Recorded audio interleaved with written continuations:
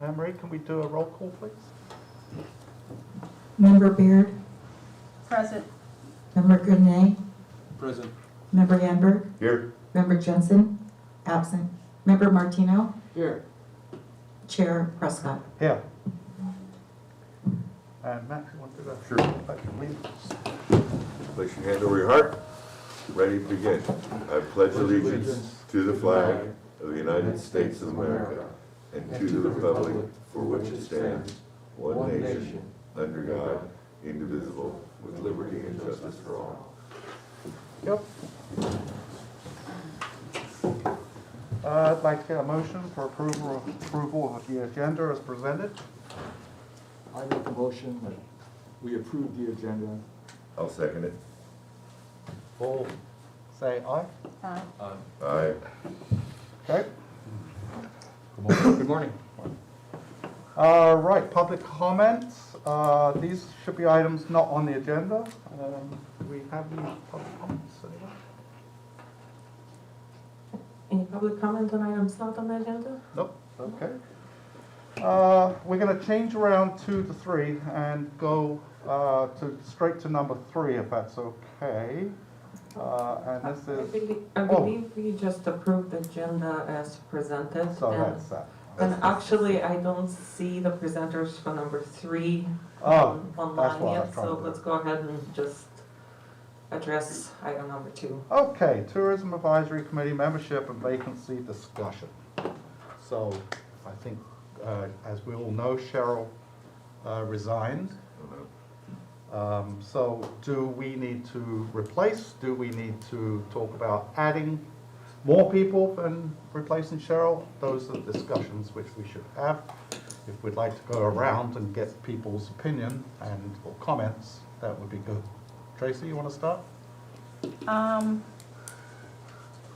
think it's always good to have another person, and she was appointed by one of the city councilmen, so I think it would be good to have another voice.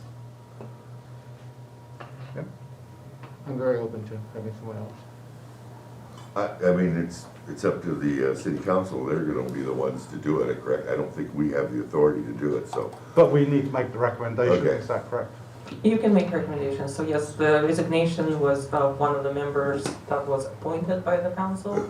So when the council created this committee, they had 5 positions who are appointees of each of the council members, and then 2 positions that are by majority vote. So this particular appointment would be by the council member that have previously appointed, which is Mayor Pro Tem Arona. But you can make any comments, recommendations as to, you know, what this membership I mean, might unless be someone has a helpful. name, I guess that's not our doing, that'd be the city council. So I think we're asking, or I'm asking if the recommendation is that we replace that person, we recommend it to the Right. council. Right. And I think that's okay with me. I'll make a motion, we have the council pick another Okay? appointee. And I second it. Member Beard, Yes? Member Grenier, Yes. Member Hamburg, Yes. Member Jensen, Yes. Member Martino, Yes. Chair Prescott. Yes. Passes by 6-0. And we're just recommending one person for now. Right. No more. Okay, if you could give me just 1 second to Sure. address a technical issue, make sure we have the right Zoom up.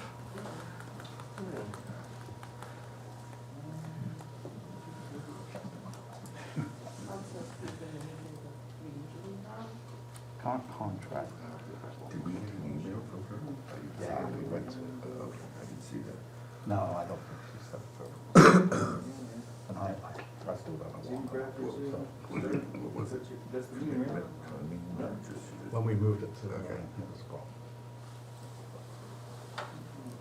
I think we'll have that discussion about moving forward timing. Actually, 9 o'clock is a little bit early for me. I stayed I late. thought we made it I early stayed for you. Yeah, I stayed late last night and it's like, oh, man. I'm talking about an hour. Yeah, I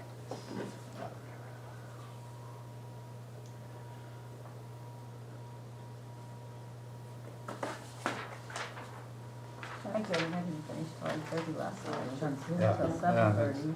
There's no good time, it's fine for me. It's fine. It's better than 5 I'm like o'clock. sending emails out like, It's better than 5.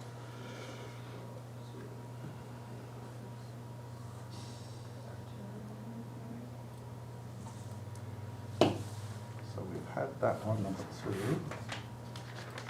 Waiting on 3. And I guess we get to that. Roll up, that's right. Yeah, I guess. 4, 5, and 6. Well, yeah, 6 these, isn't put marking. personal meeting.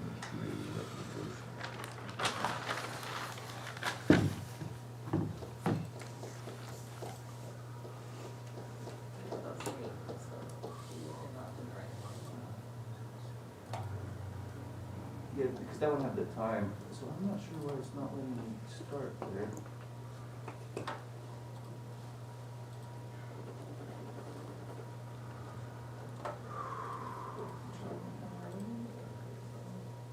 Well, we should be the admin.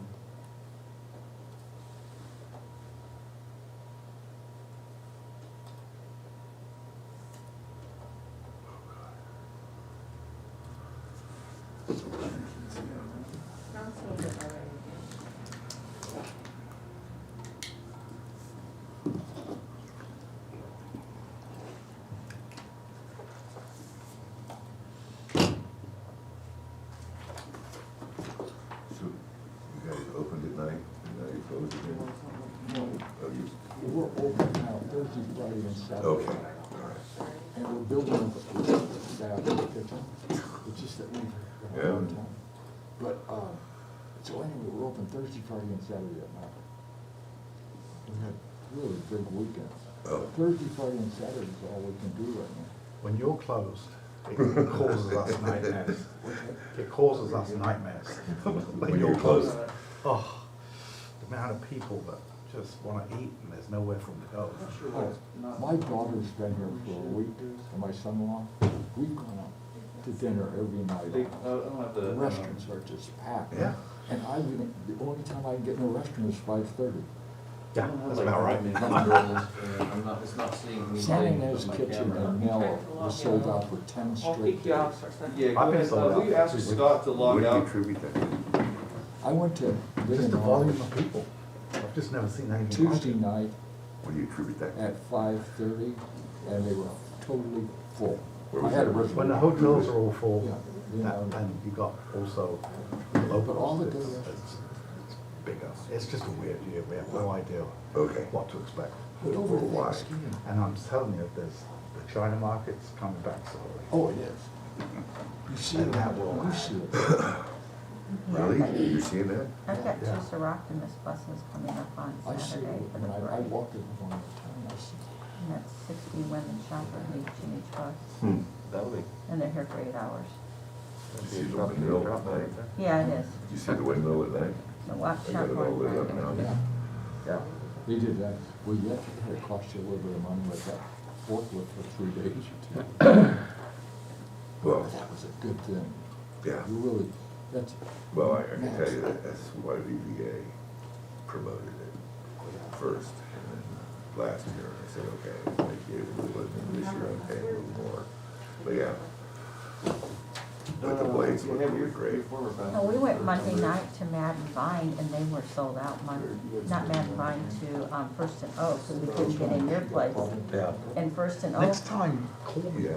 I hate to do that, I Oh, just, for God's sake. I. Oh, really? Okay, okay, I just feel, when I call them, they say they're sold, I just don't bother. Call me. Okay, I just, And if I can't do it, I can't do it, but at least I'll okay. take a look. Alex, maybe we need your help. I'm just shocked he was sold on a Monday night. They had everything booked up. It's crazy, yeah. Saying a lot about business these days. I know. I heard that. But when I But I'm got, telling you, I feel a different vibe. I've been here 7 years now. different vibe this year about the excitement of, you know, all the lights and everything. It seems to be more, everyone's talking about it more. The experience. Yeah, yeah. Well, when I talk to people on the street, like, they say, oh, I just came up from Lancaster, well, did you make reservations? No, we just got in the car and said we wanted to go somewhere, well, why'd you pick somewhere? Oh, we just went to a little town and, you know, we just had never been up there this way, and so it's really funny is, people are just kind of coming. Yeah. Yeah, I mean. You know, nothing brought them here, they just wanted something small, different look. But we're getting a lot of inquiries, so there must be different pieces out there. 150 phone calls, I know. Monday morning when I walked in the door. Yep, yeah, we're getting just bombarded by questions Yeah. outside of town. How we doing? Yeah, just 1 second, there's some One moment, reason please. Okay. everything is deleted. At least it's not a machine talking to us. At least it's not a machine talking to us. You were late, was traffic bad? Let me tell you this, I want to shoot my alley because I was locked in, I couldn't get out. Oh, I didn't know with all those signs, then I read one and it said Saturday, and I'm like, oh. oh, out front here? Yeah, I was like Oh, driving around thinking, couldn't park it. I didn't read the sign, I just I didn't really park that am. one, okay, I'll move somewhere else.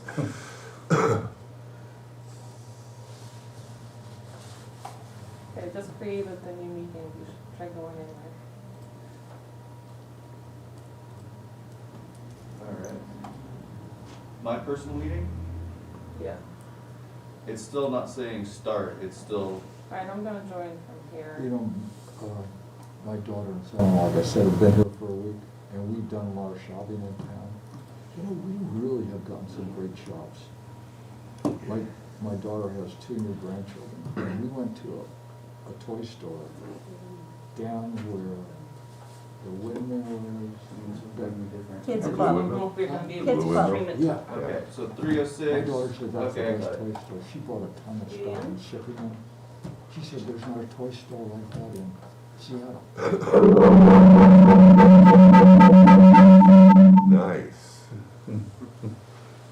Yeah, go ahead and, take yourself off there, or mute yourself. But I thought that's something for Can getting you control it? outsiders. Yes, Well, Who those travels little- and shops a lot. Those little shops are dying, Got some great I'm diamonds. just waiting for Scott to join in. the big ones, I mean, outside of Actually, some. yeah, you're the host, but And my you might niece have to went into admit it. Bahamas and she I'm not said, sure, "Oh my God, she's got great why that stuff." happened. They went into your shoe store and bought that From stuff. Elma's today. Huh? Some gift from Elma's today. And you got all, my daughter was amazed at all the name brands. Like you me, got. it's black. Yeah, no, I'm lucky, My I got shoes are from Matt's. taken years, 56 years to get them all the right ones.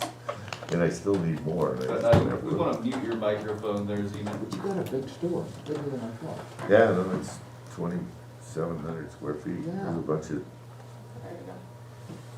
Does this work? Alright, yeah, we're,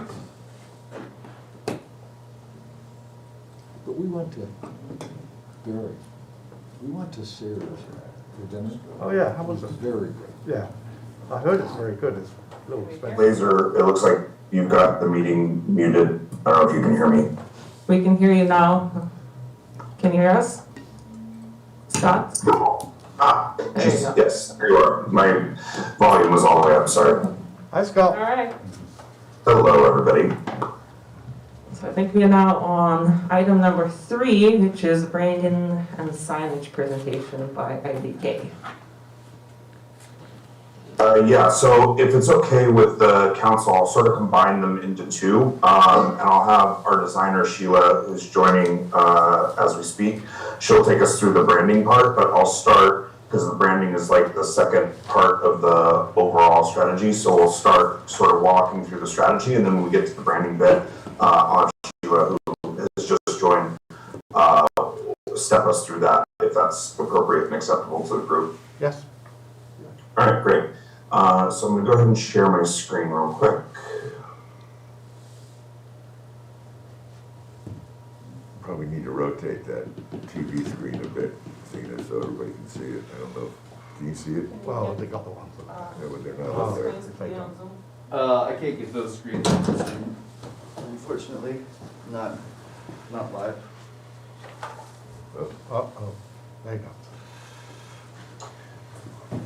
Can you see the screen okay, Laser? Yeah? Yeah, we can see you. Now we can. Okay, perfect. So I fully intended to be there in person today until United canceled my flight last night because of the fog in Santa Barbara. So I will see most of you this afternoon. I'm going to drive down as soon as this meeting's over. So I'll take you through the sort of what we've accomplished over the second half of fiscal year 21-22, the last 6 months essentially. So what I thought would be most helpful is if we use the same document that we started with back in July with sort of what our strategy was going to be, so that we could step through, how what we've been doing aligns to what we said we were going to do at the beginning. So with that, obviously, we're still challenged by COVID, but I think we've done a good job of positioning Solvang as a small town with a small and safe and accessible destination.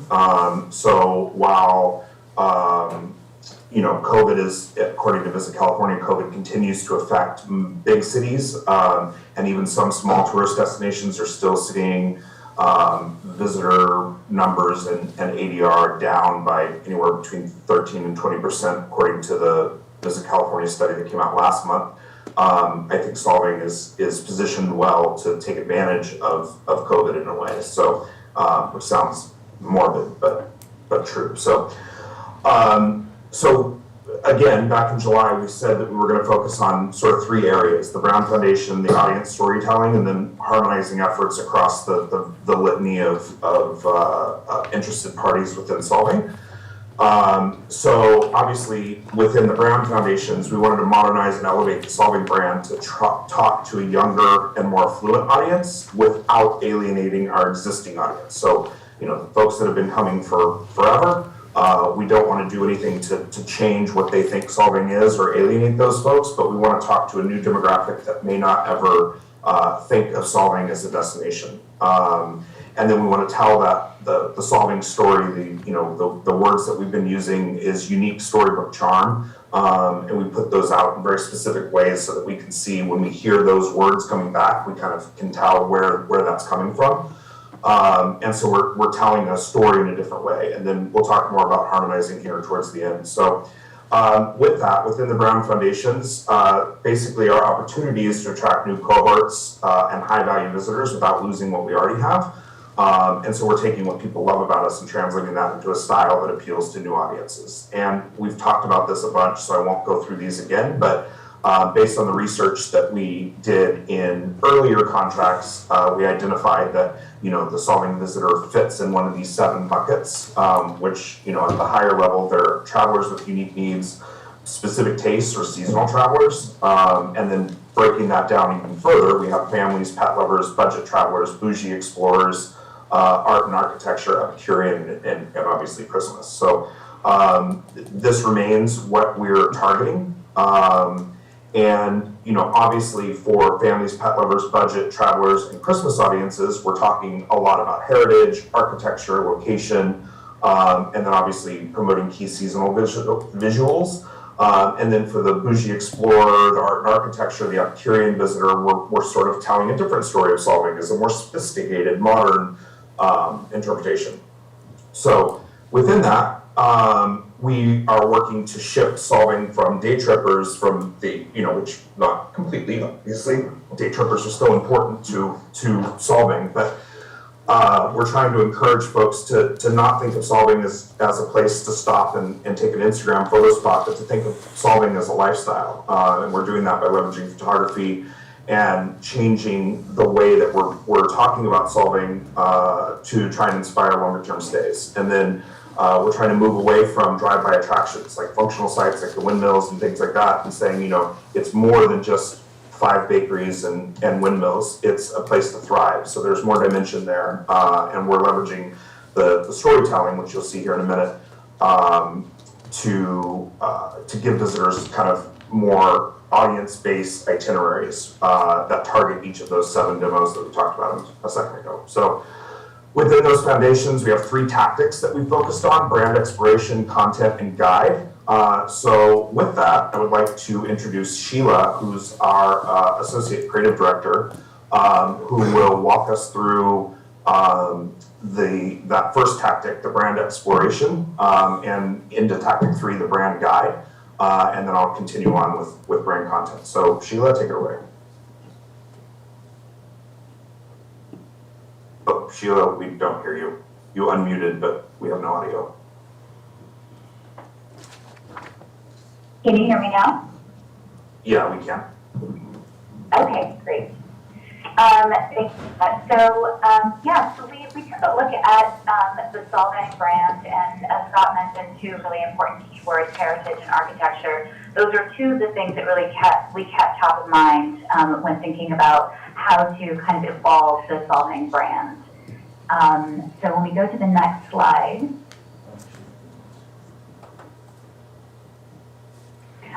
So looking at the logo, this is the logo that was given to us. And so we just looked at the one on the left is the way it was given to us. We looked at it reversed, which is what you're seeing in the middle there, meaning all white.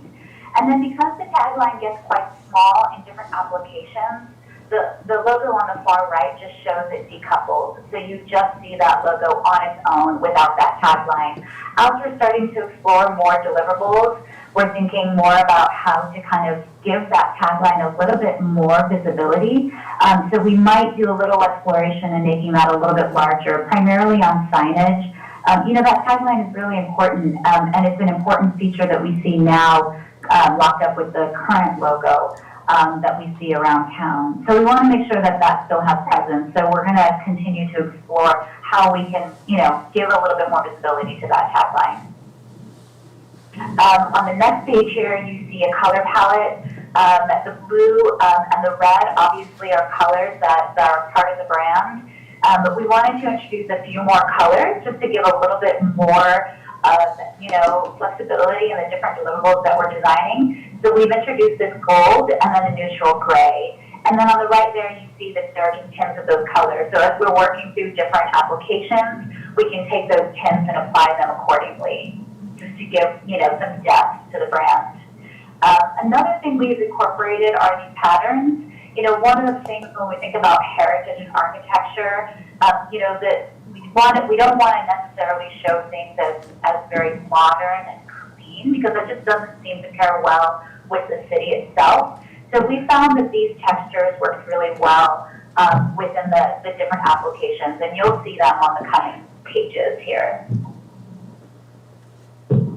Typography, we wanted to make sure we maintained, obviously, the idea of heritage and history. So we went with a serif font, which is what you see on the left there, and it's called Utopia. So this is what we'll be using with headlines.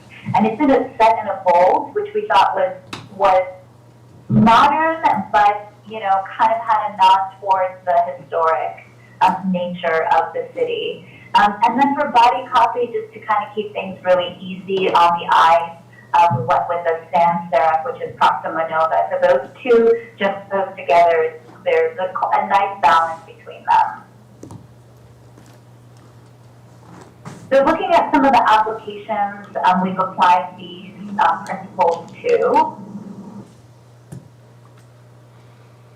We're taking a look at the website now. We didn't do a lot here. Obviously, we don't want to change too much. We just added those principles we talked about. So at the top there, you can see the new logo. Tagline has been removed because it's too small in that application to read it. We've incorporated the gold, as you can see on the far right there. It's just a little pop of color. And then we've just cleaned up the buttons that you see on the left. Before, they had text locked up with the icons, which we found to be rather kind of bulky. So we wanted to clean them up, and now you just see icons. And then we've incorporated the typography we discussed as the headline, and that sans serif Proxima Nova as the subhead there. We explored city wayfinding with these flags that we see on the street poles. One of the things that we really loved about Solvang, the city, is the architecture. Obviously, people go there for the architecture. So we found inspiration from the architecture, from the lines of the sort of molding that's on the outside of the buildings, lots of sort of X's and V's and all kinds of really interesting geometric shapes. So we took inspiration from those shapes and brought them into the system, as you can see on the signage on the right. We also love the idea of incorporating photography, but turning them to black and white, just to kind of create some, cohesive visual with the color system. So that gold and the red really do pop. The idea would be that there would be a different color on each street lamp as you kind of are seeing there. So one would be gold background, the next one could be a blue background and a red background, and so forth and so on. And then the signage that you see on the left there is just a directory. When we were installing, we've been there many times, but we were specifically sitting outside of the visitor center, and we saw people going in there a lot, asking for where the restroom is, different kinds of things like that. So we thought, why not incorporate some of these directory signage with the sort of like main points that people need to see. And you can see the side profile there, just an interesting shape that could be. That's not a digital sign, that's a printed sign there. Another idea we really loved is this idea of a city pass, something that you could potentially pick up at the visitor center, and perhaps you pay, a small amount for this pass, and then you are able to use it at the museum, or you're able to go into shops and they'll give you a little bit of a discount. But we loved what these city passes are starting to look like. They are really embracing a lot of the brand elements that we've talked about, the color system, the typography, those textures that we mentioned, and even the elements of architecture that you can see with these X's and these geometric shapes coming in.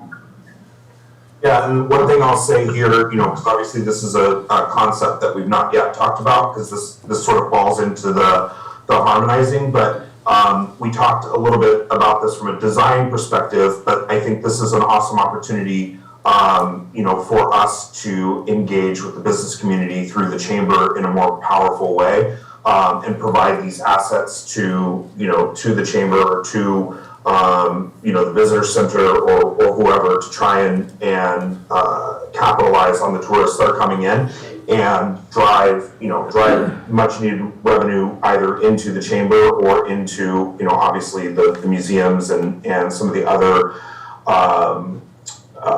touristy sort of destinations. So this isn't, again, we'll talk more about this in the harmonizing bit, but I don't want this to because it's the first time we're showing this concept. From a design perspective, I don't want it to be shocking and look like some sort of profitability thing. This is literally a design application that we thought might be fun and a way to go into that harmonizing bucket. Also, Sheila was finally up on the booster this morning, so Sheila's coming back for her Pfizer booster appointment, so apologies for that. Next slide, Sheila, we're on social media. Yeah.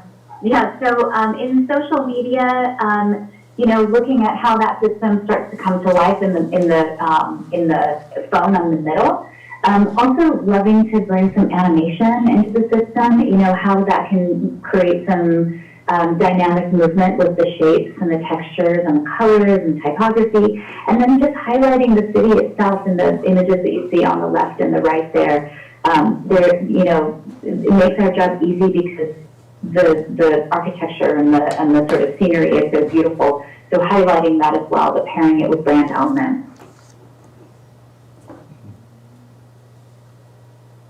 We also looked at the visitor center interior design. And so if you go to the next slide there, Scott.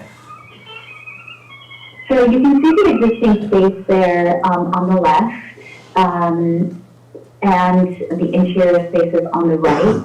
We spent a lot of time there just watching people moving in and out of that space and how they were using that space.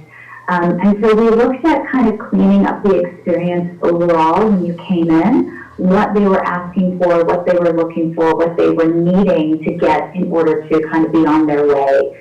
And we wanted just to kind of clean up the interior aesthetic-wise. When we looked at the brand, we can see the elements are quite clean, and so we wanted to incorporate that into the interior design. So if you go to the next slide there, the redesigned exterior and interior show a black and white aesthetic, which is a super clean look. We would love to even clean up some of the stucco on the outside of the structure, just to kind of give a more smooth look. And then, lights are really important. We know there's some string lights around the columns there currently, but we would like to have them installed professionally around the roof line so that they're, nice big bulbs always there, and they come on automatically, turn off automatically. The signage out front, we're currently doing an exploration of materiality, but we love this idea of going with, a wood feel. And sometimes, with signage, there's a lot of things we can do to have longevity with signage. In other words, something that lives and will not deteriorate over time. And so there is some sort of like faux wood that we can utilize with the logo either pressed in or coming out, either backlit. There's so many different options. So we're really having fun exploring what the signage can look like on the outside there. And then when you move to the interior, it's just been cleaned up. There's a little bit of deterioration happening on the walls there with some wood rot. So we want to just clean up all the molding, smooth out the walls, highlight the beams with some stain, and just repaint everything white, nice and clean. And then highlighting different pieces, whether it's the little mailbox that you can send letters to Denmark. Or the painting up top there, the portrait up top there. And then to sort of reinforce the hygge feel, we've just put candles inside that fireplace so that it becomes, a really kind of cozy place. On the next slide there, we just see some materials that we want to utilize on the interior of stone for the countertops. A nice sort of neutral wood that is, very sort of like Scandinavian. And then the red obviously is important, so we want to use that as a pop. And then the black comes in as just a sort of highlight in the architectural elements. And then the next slide, we'll take a look at some of the furniture. So we would love to tear out the current countertops there. Because previously they were wood and they were painted, and so now we start to see the paint is being chipped away, and it's not the best look. So we would love to just kind of clean that up and bring in some more streamlined furniture. So you can see that on the left there. Currently there's only one cabinet, and we also just kind of spent a lot of time looking at how the people who work there utilize the space, and do they have enough storage? So we would like to increase the storage, but that doesn't necessarily mean we're increasing the footprint, because this type of furniture is a lot more modern and streamlined than what's currently there. We would also love to utilize some monitors to display photography, to display different features throughout the town, so that it takes the place of a lot of the posters that are hanging. So instead, they'll be sort of like cycling through in a slideshow in that vertical monitor that you see there. And then on the right, just bringing in some Scandinavian-inspired furniture and lighting. So as Scott was showing on the next slide there, we can see the floor plan. So on the far left there, on the bottom, you can see we now have 3 cabinets. Currently, there's only 1, so that gives a lot more storage. There's still 2 seats for the 2 people that will be working behind that counter. But again, lots of things are just streamlined and cleaned up. Countertops are now a nice clean stone. There's seating. When we were there, we saw lots of families come in and kids kind of milling about and waiting for their parents to sort of ask the questions. So we just gave some seating. And as well, there's slideshows that are currently happening on monitors of just the different activities and festivals that have happened in the city. So giving some comfortable seating. If people wanted just to hang out for a little bit, they're able to kind of absorb that content and then be on their way. On the back wall there on the top, you can see there's 3 monitors. And that's what we're really wanting to kind of leverage, this idea of, bringing that content to life, but in a more sustainable way. So we're cycling through different features that people can kind of visit. But there's still the pamphlets that will be behind the counter So, if they ask for something, that will still be available to give. But somebody on our team said something really interesting, like, you don't know what you're looking for until you actually see it. And so that's the point of having all those pamphlets out. But again, to be a little bit more sustainable and forward-thinking, we love to bring that to a more digital experience and having those, cycling through all these different wonderful things that we can do in solving. Yep, and just a note here, all of the interior redesign is already covered in this existing spend. Zena can talk us through what this approval looks like, but we have shown this to the city manager a couple of times and made some modifications to it. The exterior was sort of a nice to have that we talked through with Zena during one of the most recent things, but the exterior is not currently covered in any spend. But the spend is already earmarked for this interior redesign, and at the end of this, we can talk through sort of next steps on approval for the design and then executing the work. That's it on this part. Sheila, I will let you drop off. Thank you. Thank you. So continuing on, obviously the second part of what we talked about doing back at the beginning was also focusing a little bit on audience storytelling. And so to do that, we created a series of solving shorts that would stand out from other California Drive destinations, focusing on a new audience that are looking for aspirational experiences in lifestyle travel blogs and on Instagram. Scott, if I could interrupt you for a second. I think you're moving on to item 4, and just the way we had agendized it, we had 3, the signage kind of as a standalone item. So if we could maybe pause there and get some feedback from the committee on just the branding piece of it, and then we'll move on to the rest of the contract. Yeah, I'd like to make a few comments if I could. First of all, I think the village looks great. I do have some questions. I saw the wood signs. I think the wood signs is the way to go. I like that. I like what you're doing in the visitor center. It seems very contemporary, a bit like the Lansby. I like that. I think we have to go back to the question which we want to put to the city council is, we keep hearing the word city. Are we going to stay with city, or are we, from a PR, a marketing standpoint, go to the village?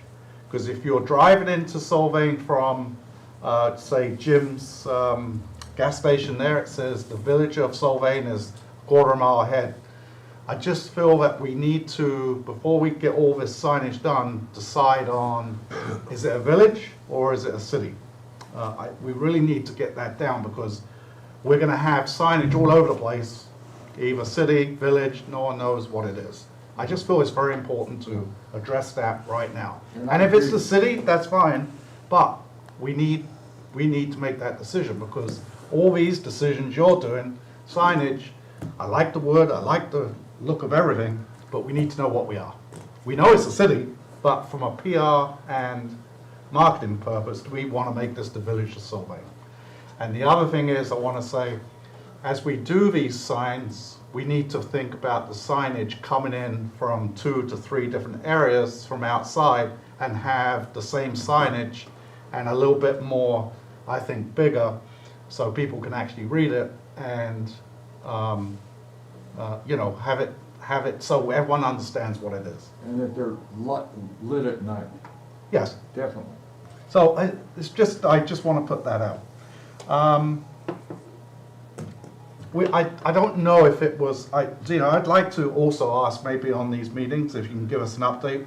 I know the city council, a lot of times I have to miss it because I'm working, but updates of what was presented to the city council and any feedback they give as we go forward, because I know that, I don't know if anything's been introduced to them and they say yay, nay, or if we could get an update on that. I can do a quick update right now on where we are with the process.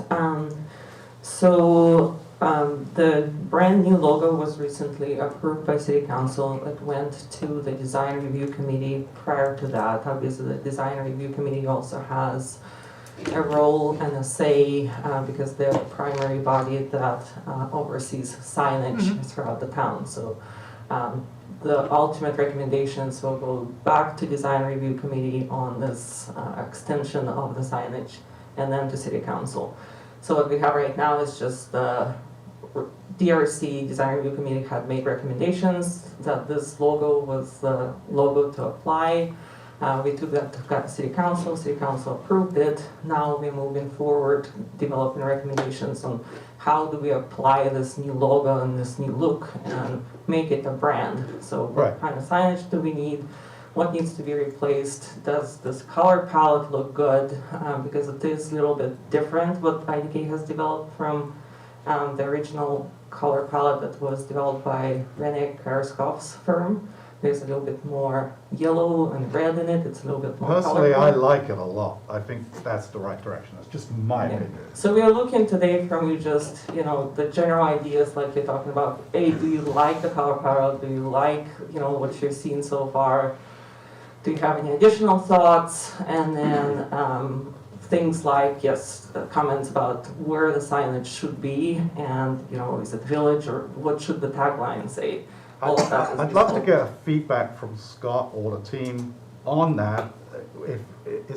Are we going down a slippery road where it's? No, you can definitely have a full back and forth conversation with Scott, what do you think of this village versus city? So I I love that you brought it up and that you're thinking about it. Quick administrative point. Laser, if you can, I invited Sheila back in to listen to this feedback, if you can let her back in. So the village versus city, I love that you're thinking about it, and I'll be honest, we started using the term a little slice of Denmark, back in 2019 when we first came into the town and didn't know a lot. And we got several. I mean, it's a town of 5,000, so 10 people is a big percentage of the population complaining. And we got a lot of people upset that we were calling it a little slice. Right? We don't want to be a slice of something. We're the capital. It's a strong, we're a capital. We're the capital of America, the Danish capital of America. And they were really, really upset that we used that slice up to a point where we stopped using it altogether and started using reusing a Danish capital of America. I think while village feels quaint and sort of on brand, it's still a city. And I think part of the challenge that we have with marketing solving specifically is people think that it's Disneyland. Having received, all of the calls from the visitor center for a while now, and they're all recorded so we can listen to, and get feedback on what people are asking. And I would say 8 out of 10 calls is solving open? We're going to be there at 8:30 on Tuesday. Is solving going to be open? People literally think there's just a gate around the town and it's Disneyland, right? So I think while village sort of ties into the storybook charm and makes our job a little bit easier in some ways in talking about it as like this really unique storybook destination, I think city helps reinforce that it is an actual functioning working town, not Disneyland. So I personally like city, but I could go either way. And I love the fact that you guys are thinking about this. Any feedback from the committee on? Where's the budget at on how much this is gonna cost and an itemized budget on what it's gonna cost us? I mean, there's no budget presentation here of what it cost out of your $600,000 is where this is coming from this year? So I can address that. Where we are now, once again, is we're almost at the completion of IDK's contract, which is a separate discussion item on the agenda today, which completes their work product through December 31st, part of which was to develop a brand. So that's why we're here today. As we go forward, the City Council has already adopted your recommendation and has authorized me to negotiate with IDK for a new contract for the 6 months extension through June 30. And we also have an item on the agenda today for you to provide that input. So the budget for this type of work and how many signs we need could potentially come through the next work product through IDK. It could also be a totally separate item that's handled by city contracting out, whoever is gonna produce the signs. So we're not at that point yet. Right now, we'll get the feedback from you on what you think is needed from marketing perspective. Then the item will go to DRC for specific, sign, look, and approval. And then ultimately it will go to city council for approval. Can we go back to the color palette, Scott? Yeah, absolutely. Let me pull it back up. Stand by 1 second.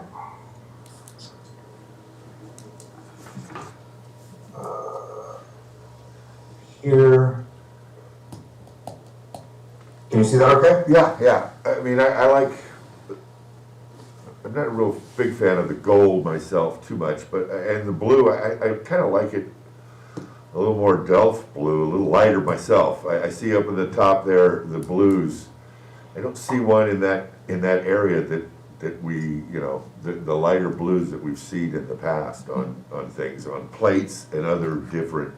And if I can, for the committee, just this monitor over here, a small one, doesn't seem to display the color just the way it is, so I would look at those monitors. I still don't see the sort of light blue, and I like the red, it's nice. I just need a little more blues. As the primary blue, I would rather see it a little bit lighter myself, but that's my opinion. Max, if I may ask, are you referring, I think I'm hearing, you're referring to kind of that Royal Copenhagen blue that you see on like the plates, right? Correct.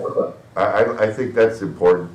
The gold, I don't know, I'm trying to envision gold in Denmark, not too much of it in my mind, but I don't see it all. And then the Danish capital of America, I really believe that's a strong theme we should continue to keep and promote. And I don't have a problem with people thinking this is a little Disneyland. And I think when their question, are you open? I think that's a general question for, are the stores open? Maybe you're reading it, maybe you're hearing it as the front gate is open.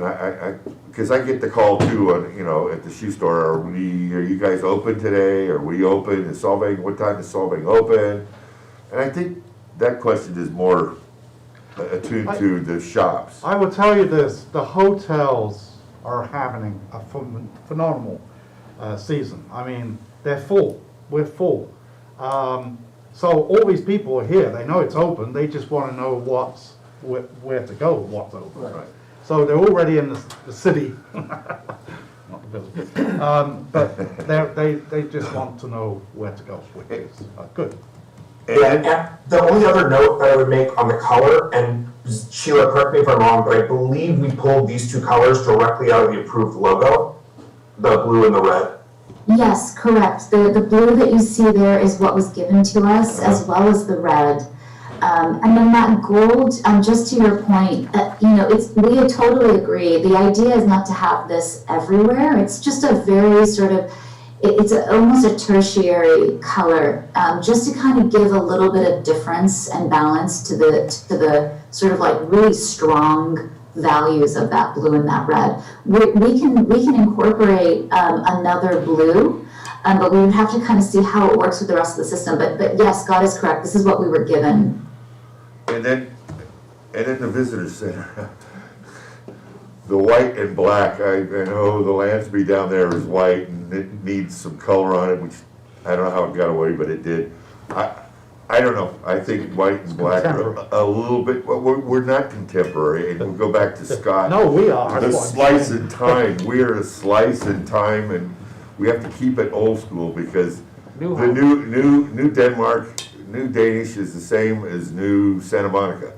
New stuff it looks all the same. I think we really need to work on keeping the old school Danish look, in my opinion. It's very important. The way we looked at the black and white, if you go to the next slide, Scott, the black and white does something really interesting. It highlights the architecture in such a strong way. If you go back to the previous slide and you look at the image on the left, and even the interior, the architectural elements, they're there, but they don't really pop. And so when we go to the next slide and we see what happens when it becomes very sort of that contrast is widened and we see that black and white, we just love what it did to the architecture. Like, it just highlighted the elements so beautifully.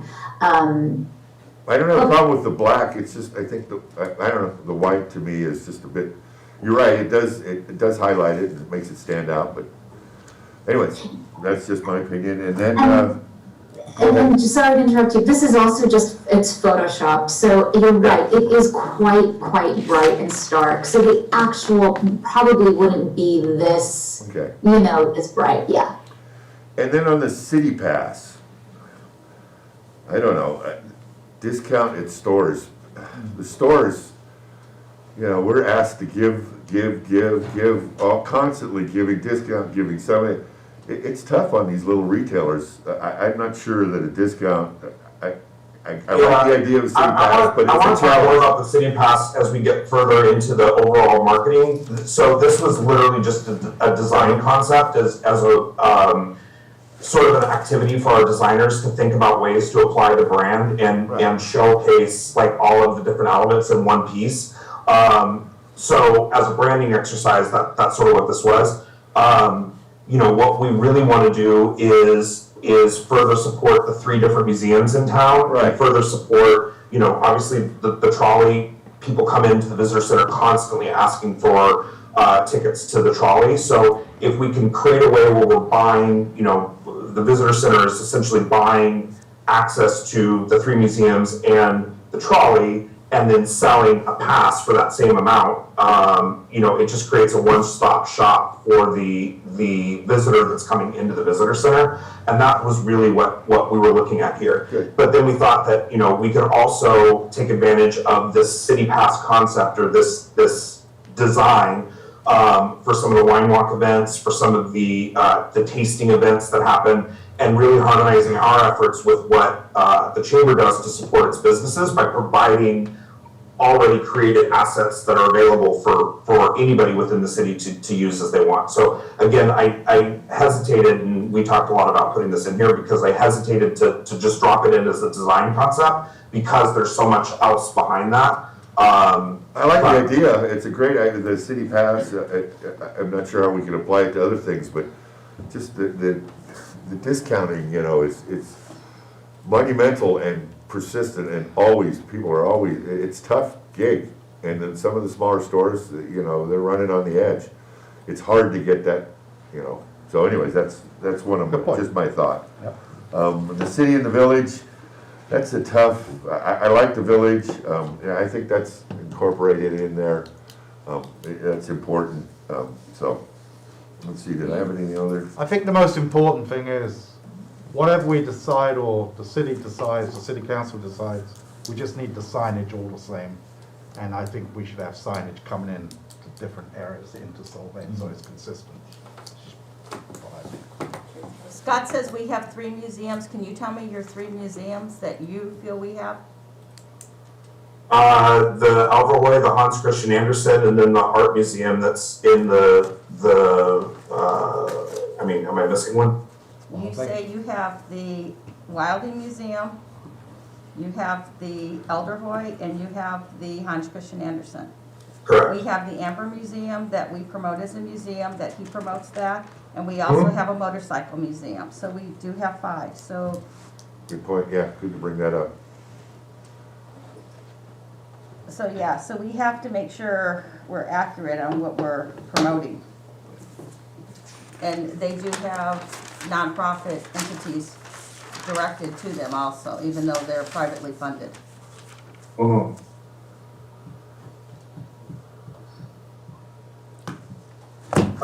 Any other thoughts or questions on the brand doc? This relates a little bit to the branding, maybe less the branding, but more the signage itself.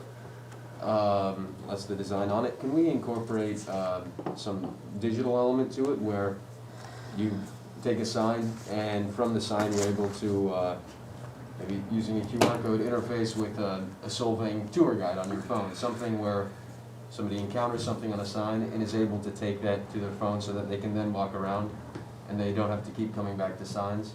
Can we have a digital solving pass if we're going to do something like that, where it makes it easier for people to gain information?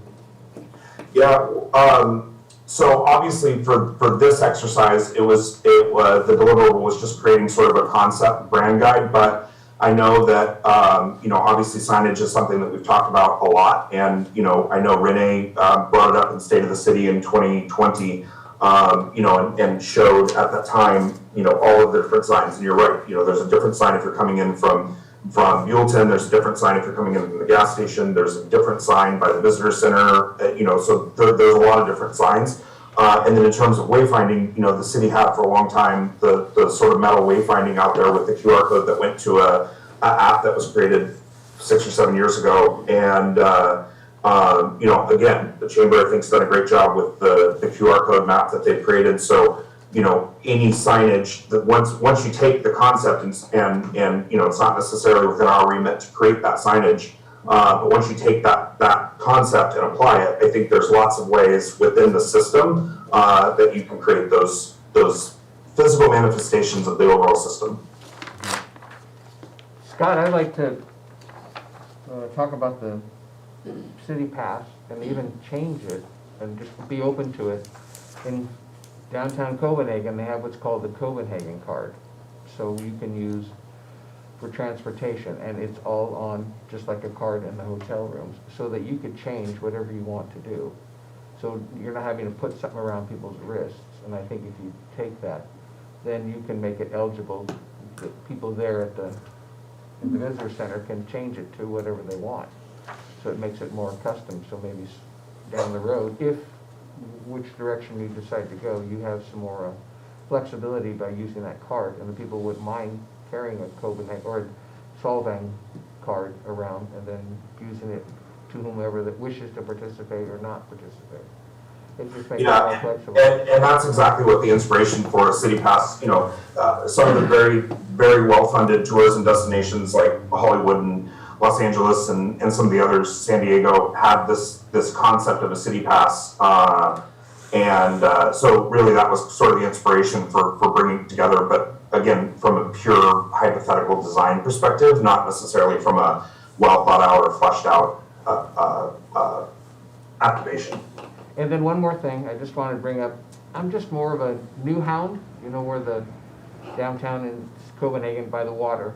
I think of us as that look. I just love that look. I know you gotta like the black and white, the hard lines, but I think some people look at us as a classic town from the past. So I just like to at least keep that somewhere here in the city. I'd hate to see us keep going down that road. And there's nothing against the landscape or anything. There's parts that can be that way, but I don't want us to lose the flavor. And the New Hound look is, the mixed colors is just something that people have come to see all the time on the architecture.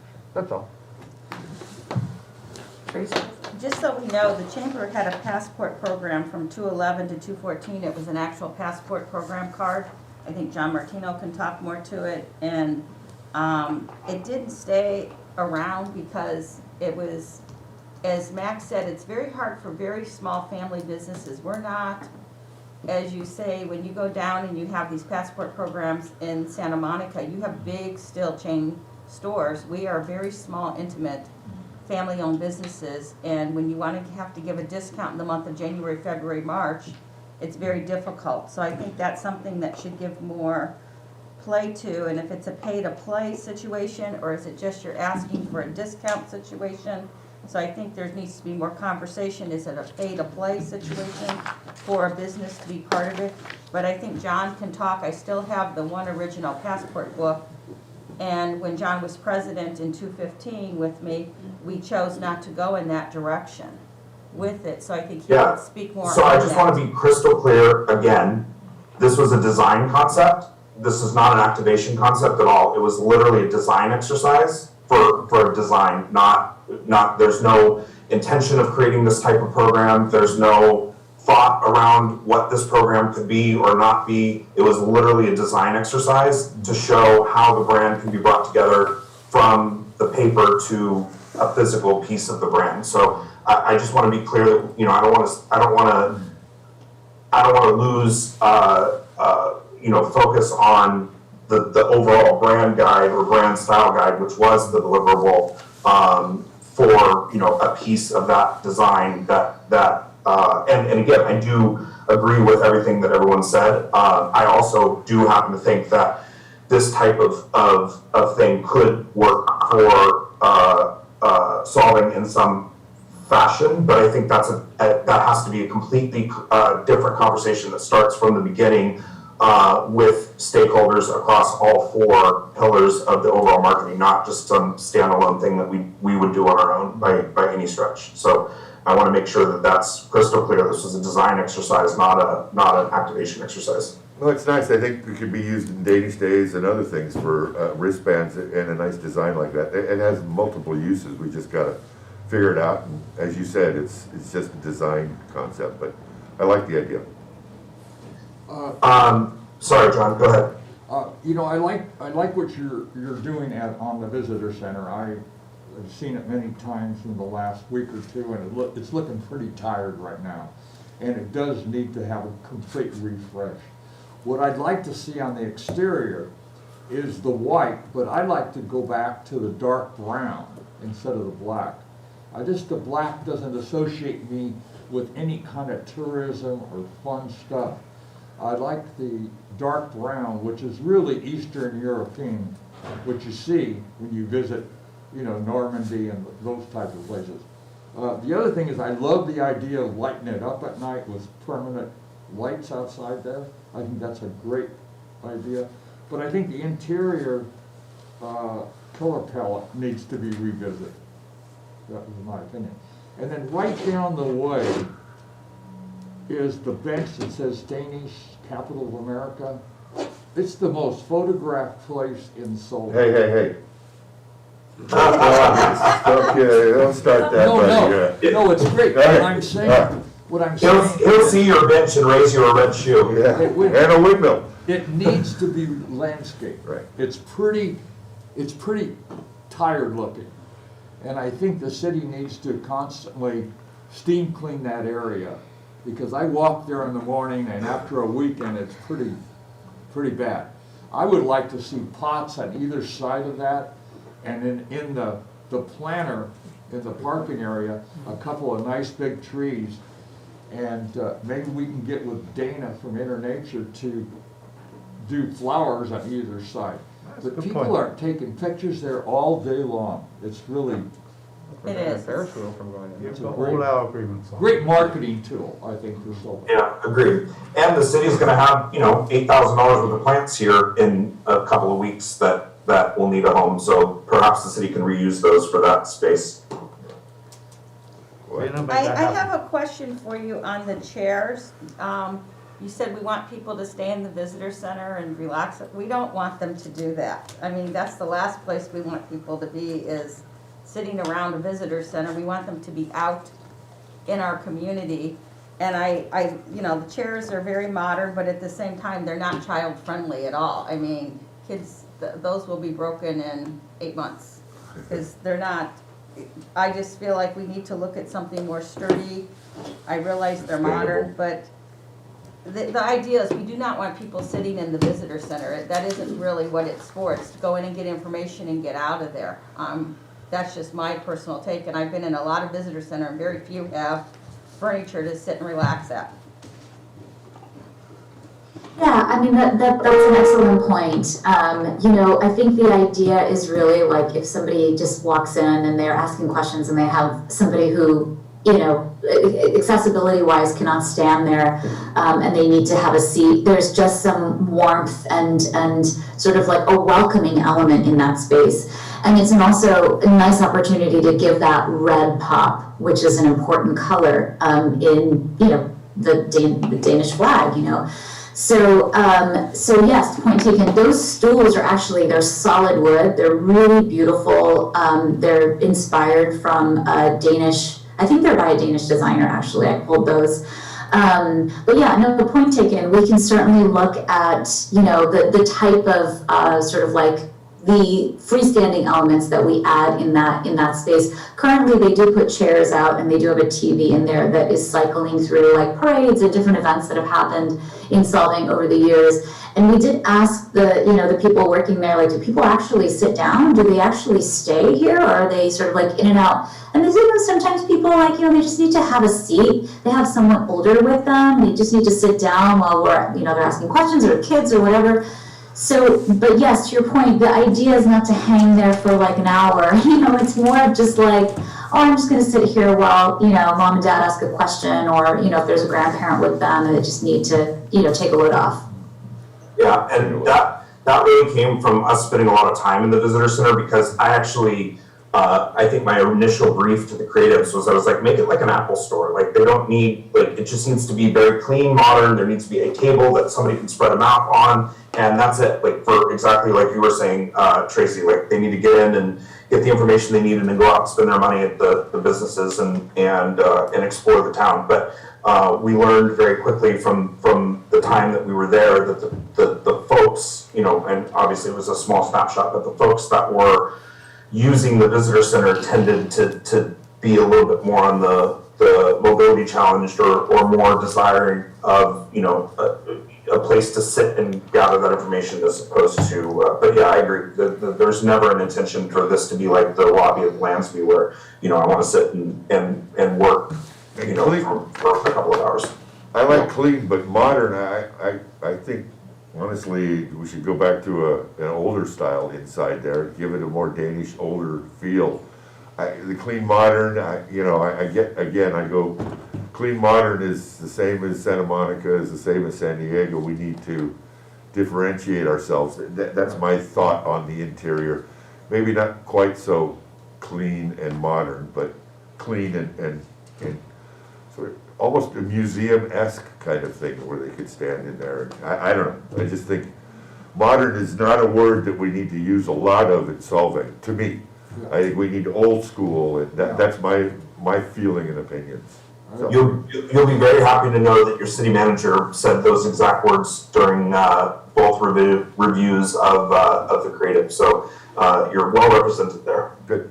Okay, we also need to be very aware of the fact, as you remodel, it has to be ADA compliant. Yeah. And that counter is not ADA compliant to handicapped people and disabled people at all. And that is a very serious, as we remodel now, that has to be looked at, because it is a city piece of property. Yeah, no, we're well aware, and this is a conversation that Tina and I have had many times about the overall lack of accessibility within Solving, and it's something that our design team is acutely aware of as well. So it's obvious, 100% something that we've considered, and we've had that conversation literally since day one with the city manager about, the overall lack of accessibility within the town. Have you thought more of a wraparound counter to use the space more for the people that are working there, as opposed to, it has a lot of space it's just extra space, really, to use it properly more in that fashion. So, there's a better design element. You might be able to wrap a counter around and have a lower in the front, but that is something, as I was jotting the whole time, I'm thinking about, as we have a lot of wheelchair accessible people, or people that need to have a lower counter space. And we all know that because we've had to comply. We can certainly do an ADA compliant height countertop. I've done lots of retail stores where, the counter is sort of like, zigzags down. And there is space for that currently. When I was there with Scott, we actually did think about, like, what if we turned the countertop so when you enter, the countertop is in front of you. Unfortunately, that space is just not deep enough, and it cuts the space in such a way that it really reduces the area for the visitors to actually stand.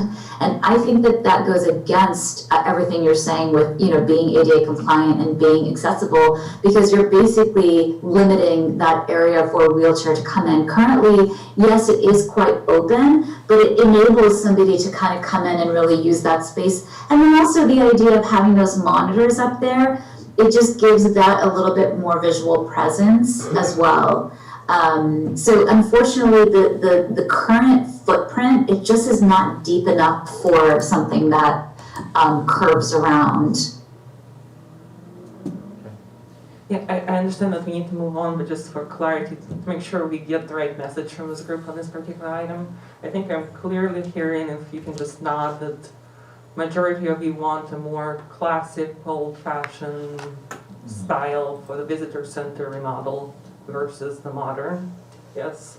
And then, Yeah, majority of us except for the No, it's all right. one. I like the modern aspect. I think It's- I There's think another one for you. maybe, I'm young, I don't know. As long as we have a balance. Yeah. Let's leave it at that. I agree with them, I know where they're coming from, and we went through this with the Landsby, obviously it's Yeah. contemporary, So- upset some people, but hey, it is what it is. Yeah, but- it looks I think good. we got our I love discussion on something. this. Yeah. Yeah. Done. So I think we got enough feedback on that. We kind of talked a little bit about the capital of America and the village concept, and I'm not sure I've seen a majority consensus. The capital of America, I think it's a yes for majority, right? Yeah. Okay, we have consensus on that. What about the village concept? Yeah, I like the village. yeah, We all I like like the it. I village. think the village, yeah. It sets us aside. Yeah. To me, the word village sets a climate Mhm. when you read about it or when you use it in Sets the marketing. picture, right, right. But I do think it is tough. I mean, we all agree, but it's tough because everything you see is city, and then you're trying to ram this village within the city, and Which we don't want to make a mistake to where it just gets clouded. So Yeah. someone has to make a decision on We that. often refer to the TRC zone as the village. That's the village of Solon.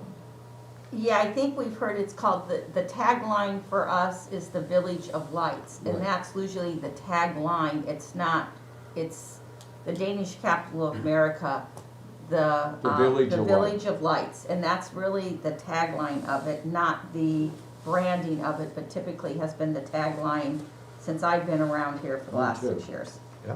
Oh, and we're allowed to use that, right? Yeah, Yeah. Okay. Okay. I like it. Yeah, Every consensus? I think in social media posts and descriptions of solving on the website, I think village really is a good term. I think city sounds too administrative and political, and I think That's it the takes whole away, point, yeah. So, on social media posts especially, I really think village is, Village of Lights is good as well. So Mhm. those Yeah. two. yeah. Okay, All right. we got enough feedback there, thank you.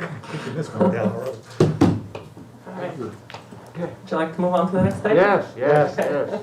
So next item is the current contract, and I think, Scott, you can jump right back where you were with your presentation. And just continue on. Okay, perfect. Yes, here we go. Can you see that okay? No? Alright, so, so back where we were, and I'll try and be quick about this, as quick but as thorough as possible. So, obviously back to the original, second, focus area was on audience storytelling. And so with that, we created a collection of, shorts, specifically, to stand out from other destinations and talk to sort of a new audience that looks to their experiences on lifestyle blogs and on Insta, which is where an overwhelming majority of travel decisions are being made these days. So we really are inviting people to see themselves in solving and create that FOMO, which you've heard me talk about a lot, by shooting composed postcard-like scenes driven by color and composition. So with that, within the foundations, we're really focused on honoring the architecture, culture, location, and sites. And I know we hate the word modernizing, but so perhaps enhancing is a better word, but enhancing those existing, the architecture isn't going to change, right? But how we show the architecture with look, styling, stories, and setting, we can, we can take what's there and appeal to a new and different demographic, which again, is what we've been saying from day one. Our goal is to talk to new audiences without alienating existing ones. Somebody that wants to come into town and go for a trolley ride and maybe do some wine tasting can experience solving in a completely different way than somebody that wants to come and spend thousands of dollars at a high-end hotel and go horseback riding and do other things. But solving is right for both of those markets. And what's nice is that as, if we talk to these new markets young, as they age and have kids, they're gonna come back to show their kids. Then as their kids get older, they may come back for a wedding. As, you know, that happens and they enter a next phase of their lives, they may come back for, you know, nostalgia. So really everything we focus on is honoring the architecture, culture, location, and sites, and then just enhancing it to talk to these new audiences. This was the mood board that we used to create a lot of these, the videos, and really it was just a filmmaking technique that takes the existing architecture and makes it feel a little more magical. And we really, in all of our storytelling, we focused on the fact that Solving is naturally brimming with storybook charm, and then celebrating and showcasing that charm through local highlights and then mini vignettes that people can see themselves in. That immediately tie back to those 7 demographics that we talked to at the beginning. So within that, the 2 tactics that we focused on, you know, to drive into that focus area was the 7 short videos and then a Yule Fest specific video. Those videos are shot. We made the decision in like early November not to release the majority of them until into the new year, so that we wouldn't take away from the standalone sort of marketing that was happening for Solving. But I will show you a clip, one edit of those other videos. And I'm actually gonna share, instead of sharing from Vimeo, I'm gonna share from a different place. So hang on just one second.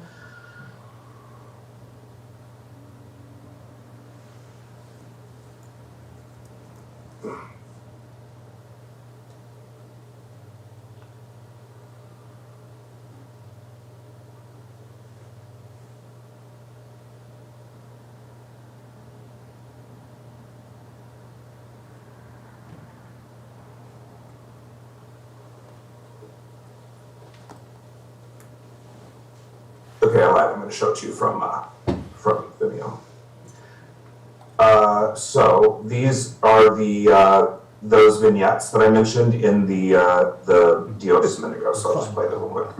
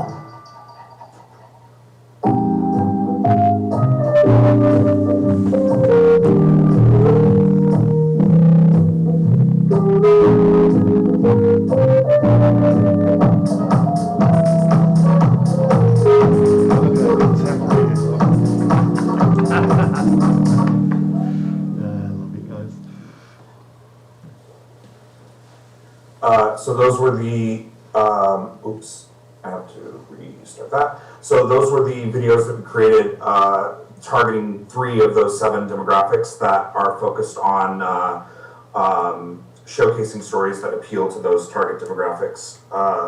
And then 3, so the last bit of what we sort of highlighted at the beginning of our contract that needed to be focused on was harmonizing efforts. So we talked about the fact that we need to harmonize our efforts, tactics, and spend to ensure they're working in concert to drive our outcomes. So the first step is obviously in establishing tracking, attribution, and understanding how what we're spending is coming back to us. So, and I know this is a part that, you know, everybody's eyes glass over, understandably, because it's crazy, but we focused, you know, we identified these 4 key areas: awareness, consideration, conversion, and advocacy. And, you know, we've always said that for the first half we were going to focus on awareness and consideration, right? So the number of people who hear about Solving, and then the number of people that are actively showing interest in Solving. So then we set out at the beginning to say, okay, we're going to, you know, this is the 2 areas that we're going to focus on, and then how are we going to measure our success in those areas? So we're going to do that with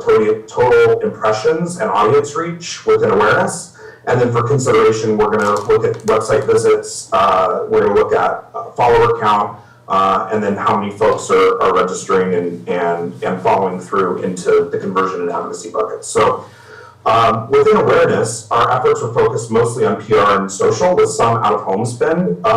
So including, we did a paid ad in Epic Times, which is a Mandarin-speaking publication focused on the Mandarin-speaking community throughout California. So we did that in early September. And we also did a co-op with Bulletin Visivosway and AAA's Westway magazine. But the majority of our awareness bucket was focused on PR and social. So within that, this is the Mandarin-speaking ad that we placed back in September, and that's performed pretty well for us. You know, obviously the international market was important to solving pre-pandemic, and you know, global. The U.S.'s borders have only been reopened for about 4 weeks now, so international travel is understandably down. And we haven't focused a lot on international travel with the borders being closed. It seemed like a bit of a waste of money. But there is a large contingent of Mandarin-speaking folks that are obsessed and love solving, and you know that demographic tends to have a lot of cash, and they have high brand affinity. So we specifically, I'm sure you all can read this ad, but we specifically highlighted you know, the trolley. We talked about the different hotels, the Atterdag Inn, the King Frederick Inn, the Court, the Lansby, and then we talked about some of the experiences that they could have when they were here. So that ad has done pretty well for us. And then within PR, you know, we focus on earned media where possible. So we try and create compelling content and compelling storytelling that then generates publicity rather than paying for it, because we feel like we get a little bit more mileage when we do it that way. So I've included some of the work that we've done. So this one I'm particularly proud of. We had a placement in one of the largest newspapers in Denmark. So this is all in Danish, but we brought this photographer and reporter here and set them up in an interview with the Ulahus, and I think they met the Danish baker at the Danish mill. So that one has performed pretty well for us just in terms of like international awareness. Again, awareness consideration are our focuses, not necessarily conversion. So I don't expect somebody to read this and immediately come to solving from it. So, I mean, and until 4 weeks ago, they couldn't. So, but it really focused on that awareness and consideration. Then within it, local press, within News Talk, San Ynez Valley Star, a lot of this is seasonal related, and it's not, you know, while it's good coverage, it doesn't necessarily help us from a tourism perspective, because, you know, let's be honest, if you're within 100 miles of solving, you generally know about solving. So we're trying to talk to the folks that are outside of that traditional drive market. So a lot of the local press, while super helpful and certainly good for our event-related hits, they're not. It's not our key demo, but we still obviously appreciate it. Time Out, Los Angeles Times. We did a huge segment on Good Day LA. That's coming up soon. The Angelino. We've been in CBS LA, and a lot of this stuff is performing really, really well and generating that awareness and conversion. Some of the early Yulefest stuff for this year is starting to come out in Thrillist, in Bakersfield. And again, a lot of this is through grassroots sort of aggressive guerrilla PR marketing and digital marketing. So this is KSBY, another one that published for this year's Yulefest. So then again, continuing within that awareness funnel, over the since July, we've had a little over 1.5 million Instagram impressions. We've reached about 700,000 people. You know, we've got 24,000 followers, which is a growth of 3,100. And you know, again, especially for some who are not as familiar with the digital landscape, like these digital numbers are very, very important because, again, we have tons of evidence that that is where folks are making travel decisions now. You know, like I grew up opening the Yellow Pages or going to a local travel agent or looking at that little AAA guide that my mom used to have in the office. And I think this group that's young, you know, I'm 40, the group that's in the like 25 to 35, they're not making their decisions that way anymore. So this audience is really important. It's not the only one, but it's an important audience and the one that we've chosen to focus on over the last 6 months. You can see the similar numbers for Facebook, but Instagram is really where the affinity for travel comes from, so that's what we've been focused on.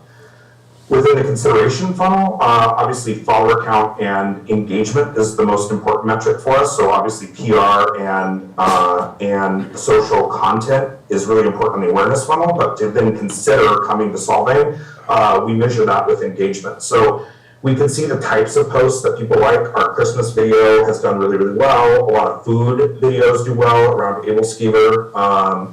Architecture continues to do exceptionally well. Windmills and round out the top 10, both on Instagram and Facebook. And so, you know, the public is really telling us the content that is important to them, and we go out and source and give them what they're looking for, which then generates additional excitement. And if you were to go onto our Instagram page and start looking at some of the comments, you know, you'll see entire conversations between families like, oh, you know, this is really cool, this seems neat, do you want to go? Yeah, let's plan for next Sunday. And then, you know, so we're actually seeing live what's happening where people are taking this consideration and moving slowly into the conversion bucket, even though that's not what we're really focused on right now. We can only compare ourselves to other demographics 30 days at a time. So if we look at the last 30 days, and for the record, we've not done any paid social media. All of this is again, aggressive, natural growth. But if we compare ourselves to some key markets that are similar to us, Visit Santa Barbara, Pismo, Cambria, Paso Robles, and then of course our regional DMO, I asterisked out the ones that are doing paid advertising because we would expect those numbers to be much higher than organic growth. But as you can see, our organic growth is outperforming even paid advertising, which reinforces the decision that, you know, at this point, if we're already seeing strong growth without paying for it, it doesn't make sense for us, it doesn't make sense to focus any paid advertising on digital, so we haven't. Then, you know, moving forward, what we think needs to happen in the future, and I know there's an item on this agenda that I'm happy to participate in later if you'd like me to. You know, we've really focused on awareness and consideration, but we can begin to see that conversion funnels are reacting to our efforts. You know, Solving's experiencing record TOT revenue. I'm sure Lansby can speak to this, that hotel ADR seems to be up across the board. Again, we can't ask for ADR directly from hotels, but we can do some math based on the reported occupancy percentage versus the TOT, and we can see that ADR is up. Hey, Scott. And, you know, again, we're part of Visit California, and we see that other California destinations continue to suffer slowdowns, especially in the major markets. So we try not to compare ourselves to San Francisco or Los Angeles or San Diego, because major markets have more rooms to fill, so their numbers aren't going to move as quickly or as aggressively as ours. But even across smaller markets, Scott, you have a question. It's not a question, I just want to let you know that Visit SYV is going into the Smith research, and it takes all the data, and so you can get that probably from Shelby to tell you what's happening. Just so we bought that data as well in early 2020. As part of one of our last contracts, and I love that they're continuing to purchase that data. I think it's incredibly important. So anyway, this is the current, you know, again, conversion is not what we're focused on, but I think in the future, conversion and advocacy are you know, we need to continue to nurture the awareness and consideration funnels, but then begin to target conversion and advocacy. You can see here the most recent TOT report from the City of Solving. They collected $1.7 million in TOT, which is roughly 47% of their budgeted TOT for this year, and, you know, only 25% of the fiscal year's elapsed. So, and the TOT that's collected, you know, far exceeds any other July, August, or September going back to 1998, which is the reporting that we have. So it continues to be really, really strong. So the other thing that I think needs to be focused on, and I've said this since day one, that I think, without a super strong and well-funded chamber, without a super strong DMO, and without a super strong rec and park department, then there's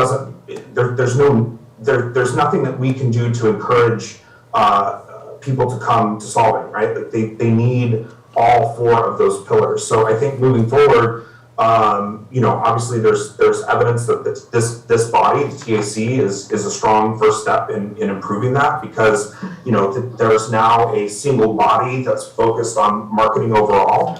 But I do think that it's important that some of the TOT revenue, if you look at what we're spending versus average revenue, we're spending between 12 and 17% if you include the visitor center. 12% if you exclude it. And I think, some cities, like if you look in states like Texas, they're required to spend at least 70% of TOT revenue on marketing. Obviously, the city could never do that because the general fund relies on that TOT revenue so critically. But I do think that, this body should determine what a reasonable percentage of TOT revenue is that should be spent on marketing, and then allocate that appropriately across all four of these places, right? Like the chamber needs, and I don't know the chamber's business, but in my opinion, a strong chamber needs funding in order to support local, business-focused events that then can talk to tourists that happen to be in town during that time. The DMO seems very well funded, so I think this body can work to ensure that the percentage of revenue that they're taking from our efforts, our collective efforts as a city, come back into that, and they focus a lot on the business-to-business market and the international market, because that takes more money than focusing on the B2C market.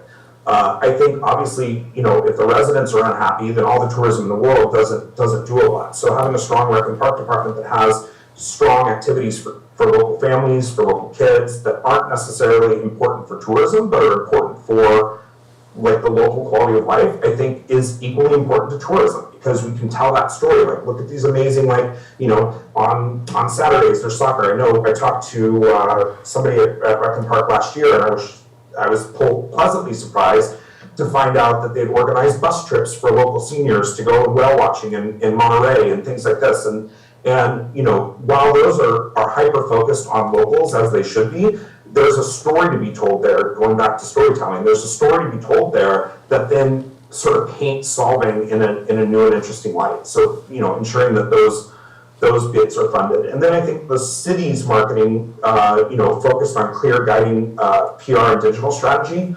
I think we all were in that meeting a couple of weeks ago when we all presented, and this is not shade or it's just a different way of doing business, but I was very surprised to hear that BSYB didn't have a strategy that they're working against. They just mentioned that, the money comes in and we react. I think this body can create a really strong PR and digital strategy with quarterly show-stopping experiences to ensure that we have those repeat visitors, and then take the efforts of these other three funnels, what the chamber is doing, what the regional DMO is doing, what the rec and park department is, and continue to package that together and create that really strong storytelling. So I think my opinion of the future is that that harmonizing and ensuring that a percentage of TOT revenue is going as it should across all four really critical pillars is incredibly important. So that is the end of my presentation. Thank you, Scott, and we do appreciate your giving us an update. I also appreciate what you've done in town. I think it's really beautiful this year. It is every year, but you've done a good job. And I know the word is out because people coming in, it's just tremendous the amount of number of people want to stay here, and we're full all the time. Other hotels are full, and I think we're just doing a great job. So I think this is all good. It's fine. And some of those things you brought up about the TOT and the chamber, we actually have had conversations right from our first meeting, and I'll make sure that's brought up as well. we can only recommend, advise, recommend to the city council. We can't tell them what to do, but we can advise, so we will take that into account. And I would Could just we- like to remind the committee that this item is on the current contract, and then we'll close this item and go to the next one, and then we'll have an opportunity to talk about the extension of the contract for the next 6 months. Can we get a copy of that presentation, Scott? Yeah, absolutely. I will send it to Zena right now. That's good, that'd be great. Before we move on to new, can I just ask a question on the holiday right now? Since, before we go to 2020? Yes, absolutely, you can make any comments as committee Okay. members now.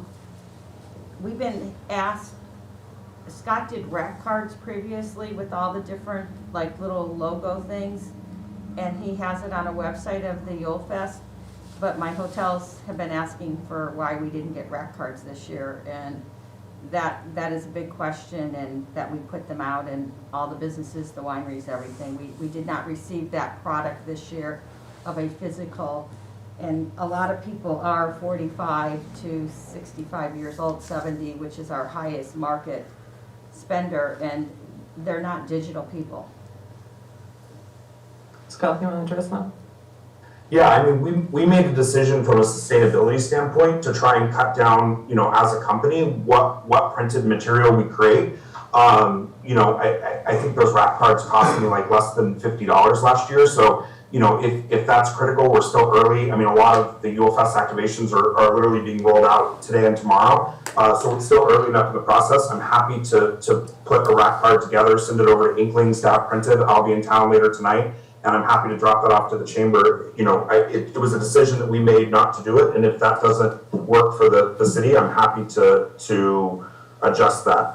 If you tell me how many, I'll have Inklings print them today. Well, it shouldn't be, you gave it out your first year at 219 at Hotel Cork. It shouldn't be that you bring them to the chamber. It should have been something that was sent to every hotel, every one of our wineries has, and that's how it's always been done in the past. And that was a step that came to us that was missed this year by the tourism committee, that's all, and the holiday committee. And that is, you know, that is IDK and you, so that is why I'm bringing it up. Yeah, I mean, again, we chose not to do it from a sustainability standpoint. I mean, 2019 was obviously a different year, but if you think it's important, I mean, that's good feedback. So if you think it's important, I can create them and have them printed. But it was a decision that we made not to generate that much paper. It may be a little bit late this year, but maybe we work on it Work on it year. next year, we'll do it next year. Yep. We'll agree. We'll give it we need it this year. All right. Yeah. Any additional comments on this year's contract? If not, we can close this item, and just for the record, there is no members of the public with us in person or on Zoom, so there's no public comment on any of these, and we can go to item number 5, which is the marketing contract tourism advisory committee recommendations for the extension of the contract. So I think Scott has, I don't know if you have anything additional to present, Scott, but he's here for questions. You can engage. You already have the direction based on your recommendations from the council to go ahead and negotiate this extension. So it's more about what should be the focus and the elements of that contract through June 30.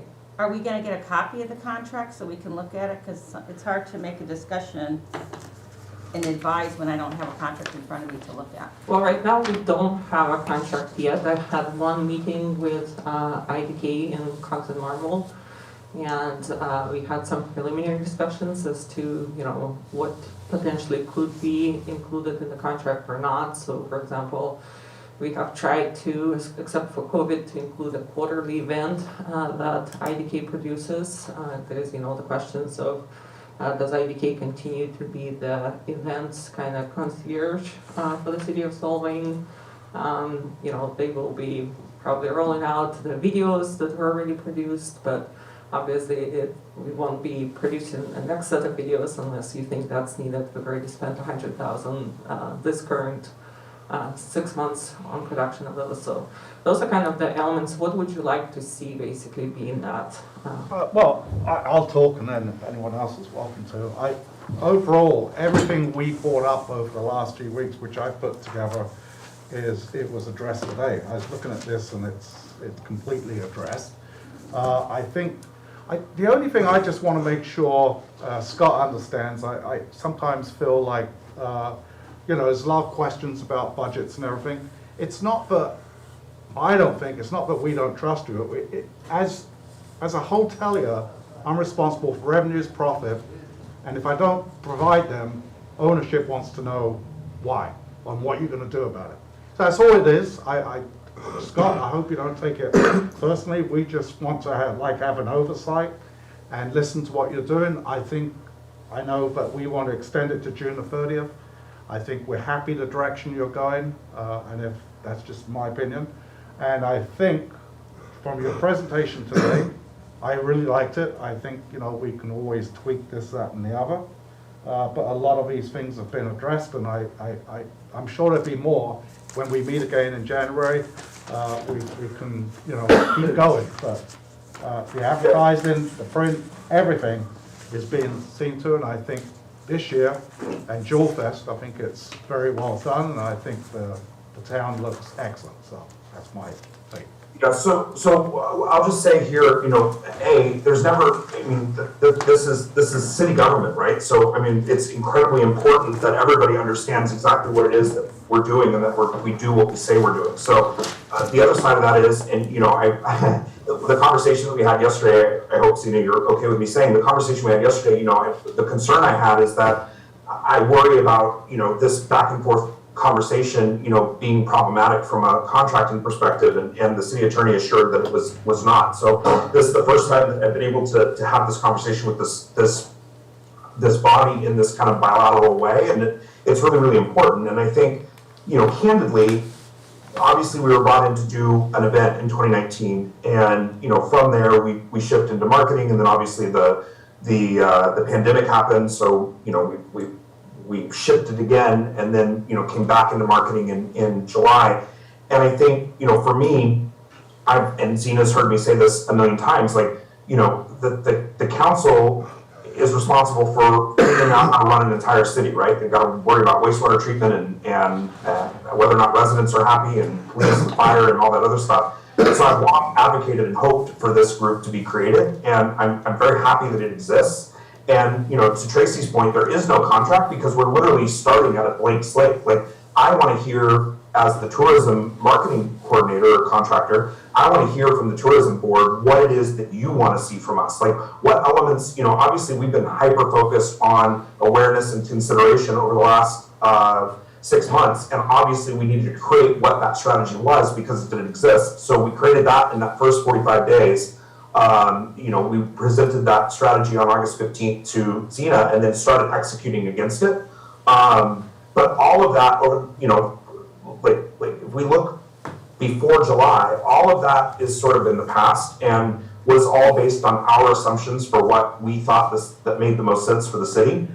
So I think moving forward, it would be really helpful for us to make sure, you know, again, we want to work cohesively with the TAC and with all 4 pillars of the city's marketing. So, you know, help us understand what aspects are important to you guys. Obviously, that strategy, you know, is well researched, in my opinion, is well researched, and, you know, we see evidence and can measure ourselves or give you a tool to measure us within that strategy. But if there's some other element, you know, either anecdotally or otherwise, that you think is important, like this is an opportunity that you've never had, that the structure hasn't existed in the past, to provide that feedback to help shape where we go in the next 6 months. So that's ultimately what, you know, and I'm happy to have that as a bilateral discussion. I don't want you to think that, you know, I'm sitting here saying we should do exactly the strategy we came up with in July if that doesn't make sense to you as the board responsible for tourism in the city.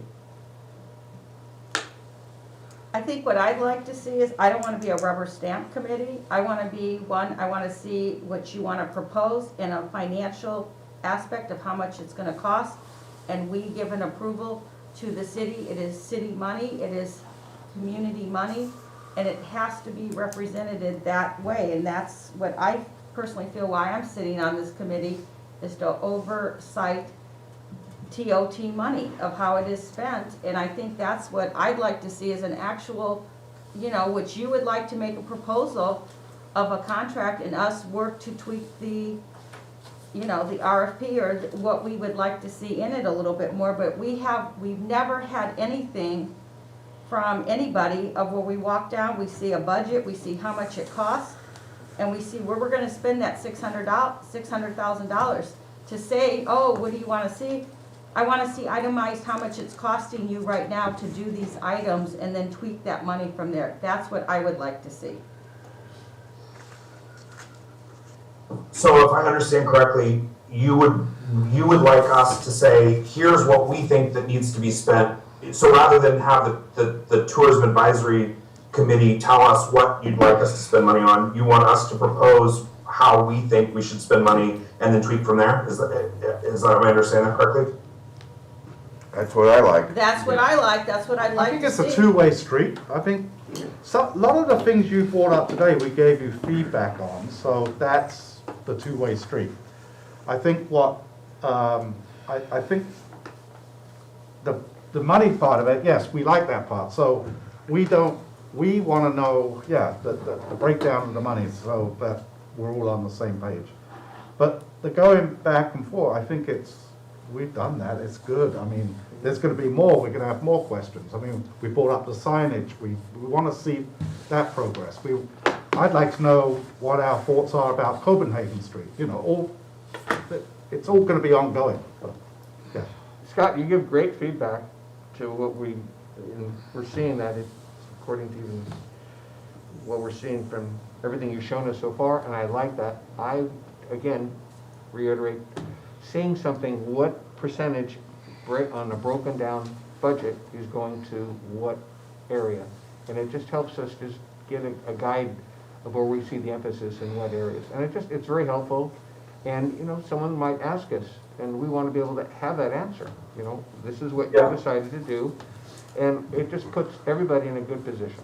Yeah, absolutely. So I think that's great, and we did do that in the most recent contract that exists. I hope Zena, if it's okay, you know, I'm going to share this overall presentation, but I also think it would be helpful to share that breakdown that we created in July, so that you can see what we spent, you know, in this current contract, just as a benchmark. And then what I'll do is, it sounds like, you know, there's a desire to update signage, so we can look at what that might cost, right?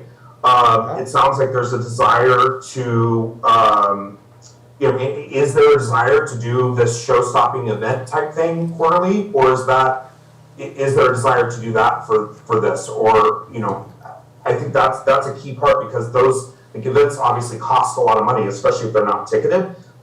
So we just need to understand how we allocate appropriately, so that we're allocating against your desires. And if I can jump in there as well, one of the things that we were discussing is that currently we don't have, for example, funding stream for who's going to be producing a stump event.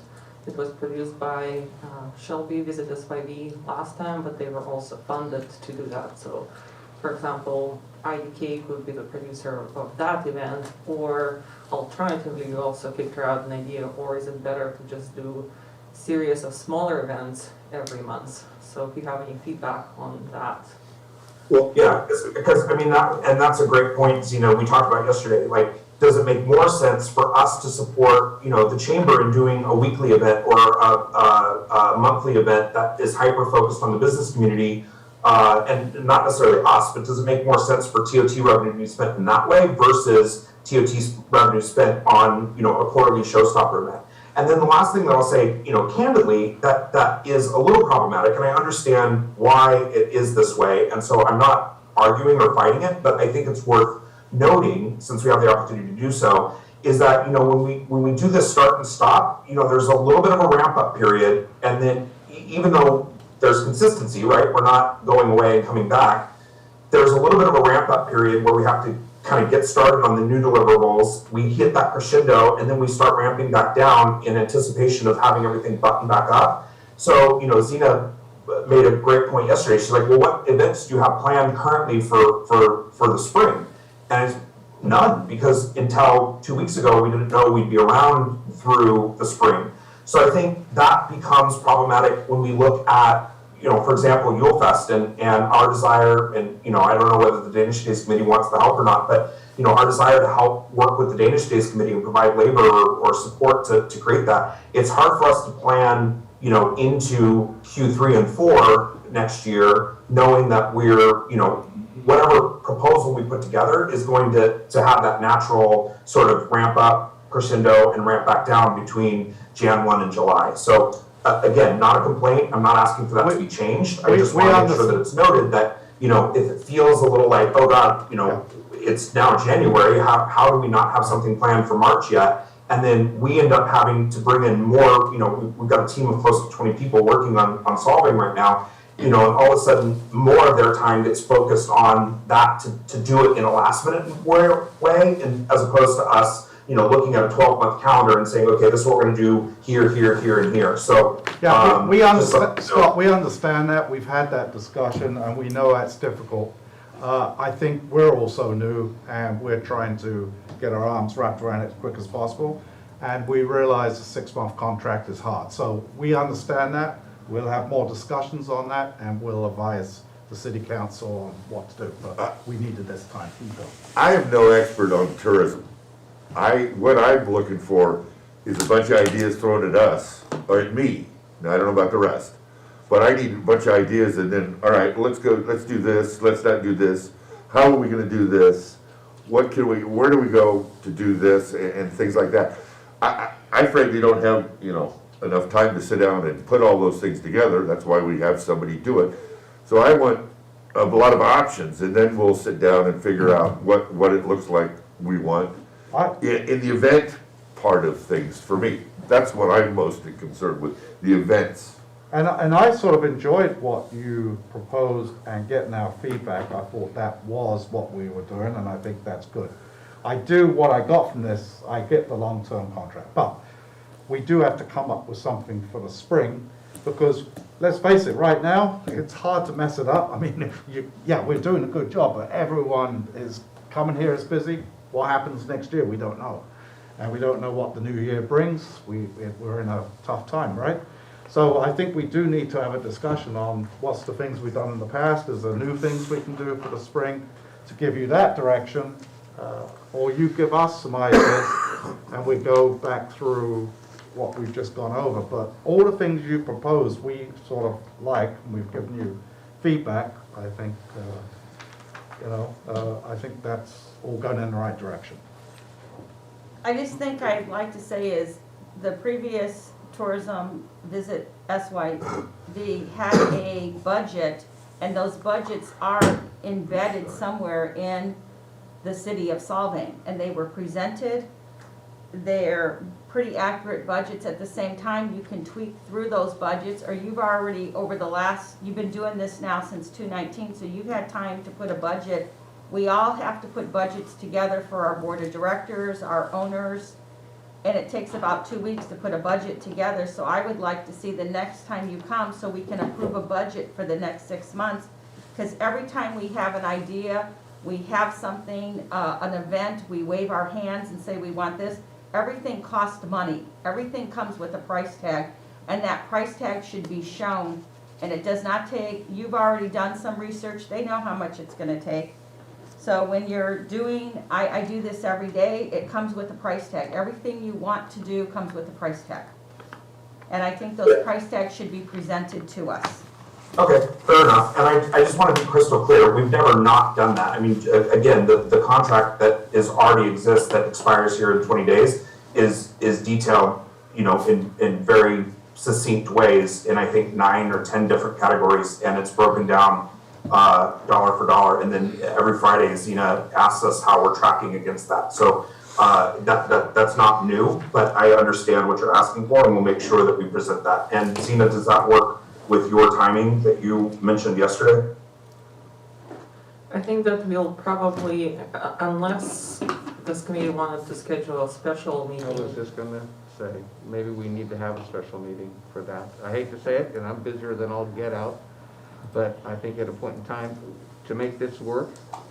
And I think to that point, Scott, not only should you have your contract broken down, but then have a secondary contract that proposes other items that you'd like to see in there. And let us talk and have feedback with you regarding those, because you have great ideas. Maybe they work, maybe they don't, but I think your ideas so far have been terrific. And if you can put that in and say, this is this contract with this, and this is the contract without that, and leave it at that. And then we sit together and we grind it out and make medicine in a room and finish up. I'm fine with that. Yeah, I mean, I feel it's very fair. I feel asking you for the visitor center, there's a remodel. Remodel comes with a cost. I do this every day with my husband, with RFPs for him as a contractor's wife. So I'm just saying, these are things I think you can very easily, you know what you want to spend. We need to see it, so if we know it's 20,000 that was extra allocated, but it's gonna cost you 30 and you're gonna take money. It's good to know these things, how that money's being spent, so we can say, because it's really is public money, no matter how you look at it. And I think that's the biggest thing that got, you know, why we lost another good organization, was because the community, there's always something, people wanna see where does the money get spent. Okay, so timing is going to be definitely of essence here. There's only one council meeting before the expiration of this contract, which is December 13th. Following that, the next council meeting would be January 10th. So there's either going to be a gap in funding of a short period of time, or we could have this committee meet next week and make your recommendations. I'm ready. Let's do it. If you can do it, if you can bring it. It'd be an exclusive, just only that item, right? Yes, Nothing I else. think just the budget. Yeah, that's it. That's it.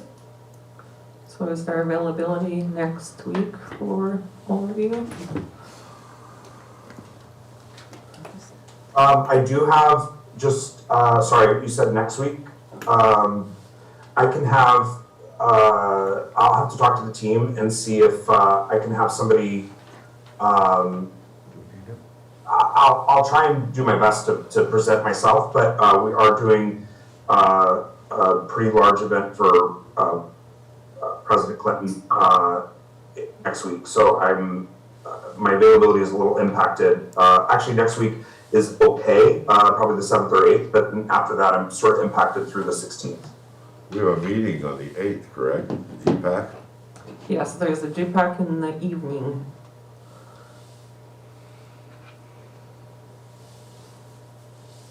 Would you like to try for a 9 a.m. meeting again? On Thursday, the 9th?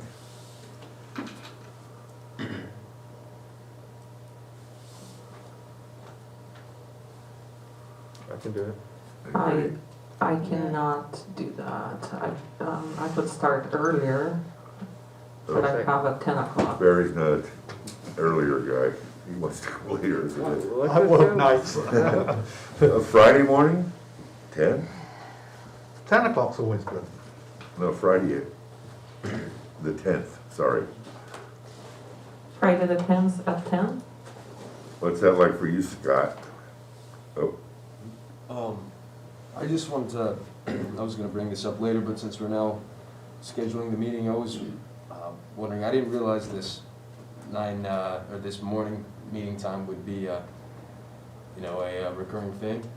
It really, I'm missing 2 classes right now, and because this meeting got delayed, I'm having to miss a 3rd. I don't know if there's another time we could schedule it sometime, just between 8:30 and 3:45 at school, but I can meet in any other time, 4, 5, 6, on the weekends, whenever really. I just, I really wonder if it I would be get another. it, but it's just not, that's not gonna work. I mean, we're all running businesses and it's just too tough.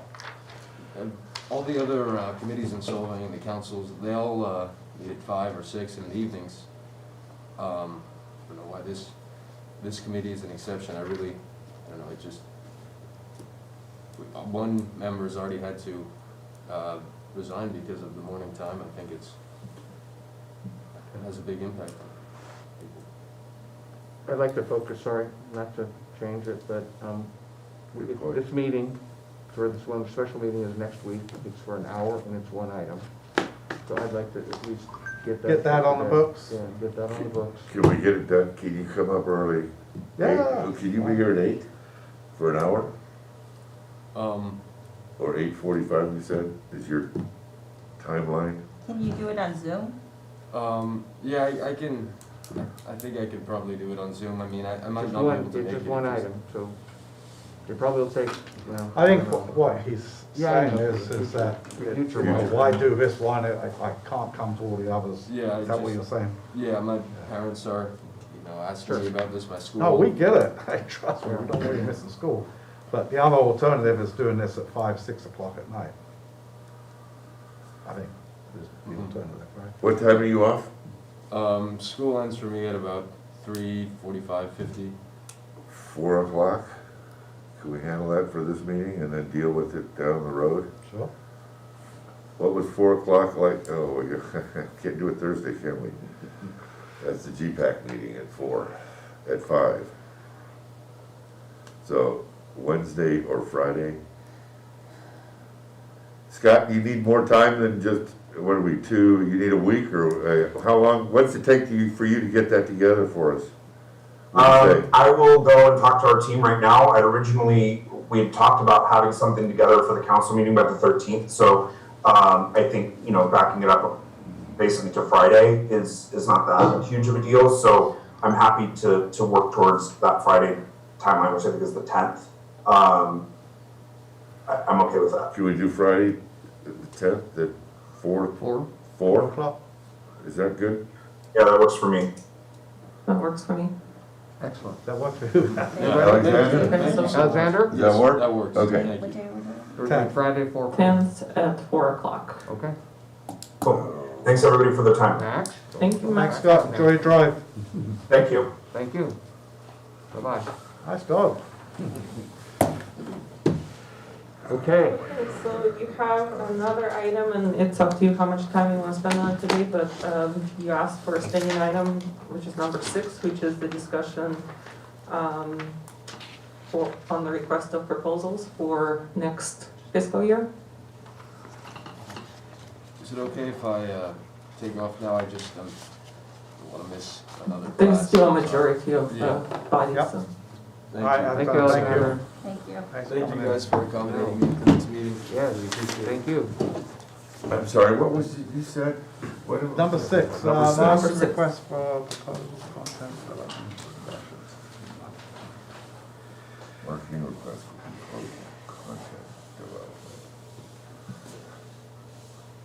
So this would be the discussion that you have had about what does the next ask for marketing look like, starting after this extension So expires. I think with what he suggested today, a lot of that was covered, we've discussed, but we do need to come up with a plan for the spring, right? Yes. That's what we need to do. But it's like, what have we done in the past for spring? Any- Taste of Yeah. solving, The taste That's of happening. solving or is the- that happening? Uh, I don't think No, that's- I'm thinking of restaurant week, sorry. No, we have Restaurant Week, January, Taste of Solvang, and we've had Stomp. Those are the ones we have had Was this. Stomp that early? I thought We've had Stomp was in Stomp. October. No, Stomp was always like in April previously, and then Shelby moved it to, because it came, but it was in April the year we did it. So How do you get grapes? No grapes growing in April. It's in- It had to be later. It's October. Was it in It's- Yeah, October? it had to be in October, Okay. that's when we stomped, Okay, I that's when thought you it was stomped the in- wine. that Okay, I'm one's, sorry. that was after the harvest. Because we had to Okay. get wine. The taste of solving, in the first quarter, you're saying, right, May, January, February, March. Taste of solving was in March, if I remember, Yes, it along was with March. restaurant. So we Week. need to have that discussion. Yeah. With IDK, or what we want to do, or what the next steps are. I mean, I think the restaurants liked it. Jim, what, I can't remember Aaron, I mean, I think Aaron, they all follow suit with it, I'm Yeah, sure they yeah, all we want do. it. Yeah. So we need to, that one would be good to bring up and do a little bit of research. The question is, who puts that on? I guess, I mean, It has been, the body. it was previous body. the The SCVB body. SUV, Yes. you never did it? No. No, Okay. wasn't, No, it was never a Does chamber. SYV take it over or not? Yeah, they did take it over. I thought they did, and it's called the Taste of the San Ynez Valley now. But Yeah. that's the one in, what's the one in January? Restaurant Week. That's Restaurant Week. That's called Restaurant Week, okay. That's Restaurant So Week. Taste of Solvang, so we need to Yeah, maybe reach out to. We don't want him to take that over because we want it to be Solvang. But I think a little research has to be done because I heard the Taste of Solvang's name was bought out by somebody.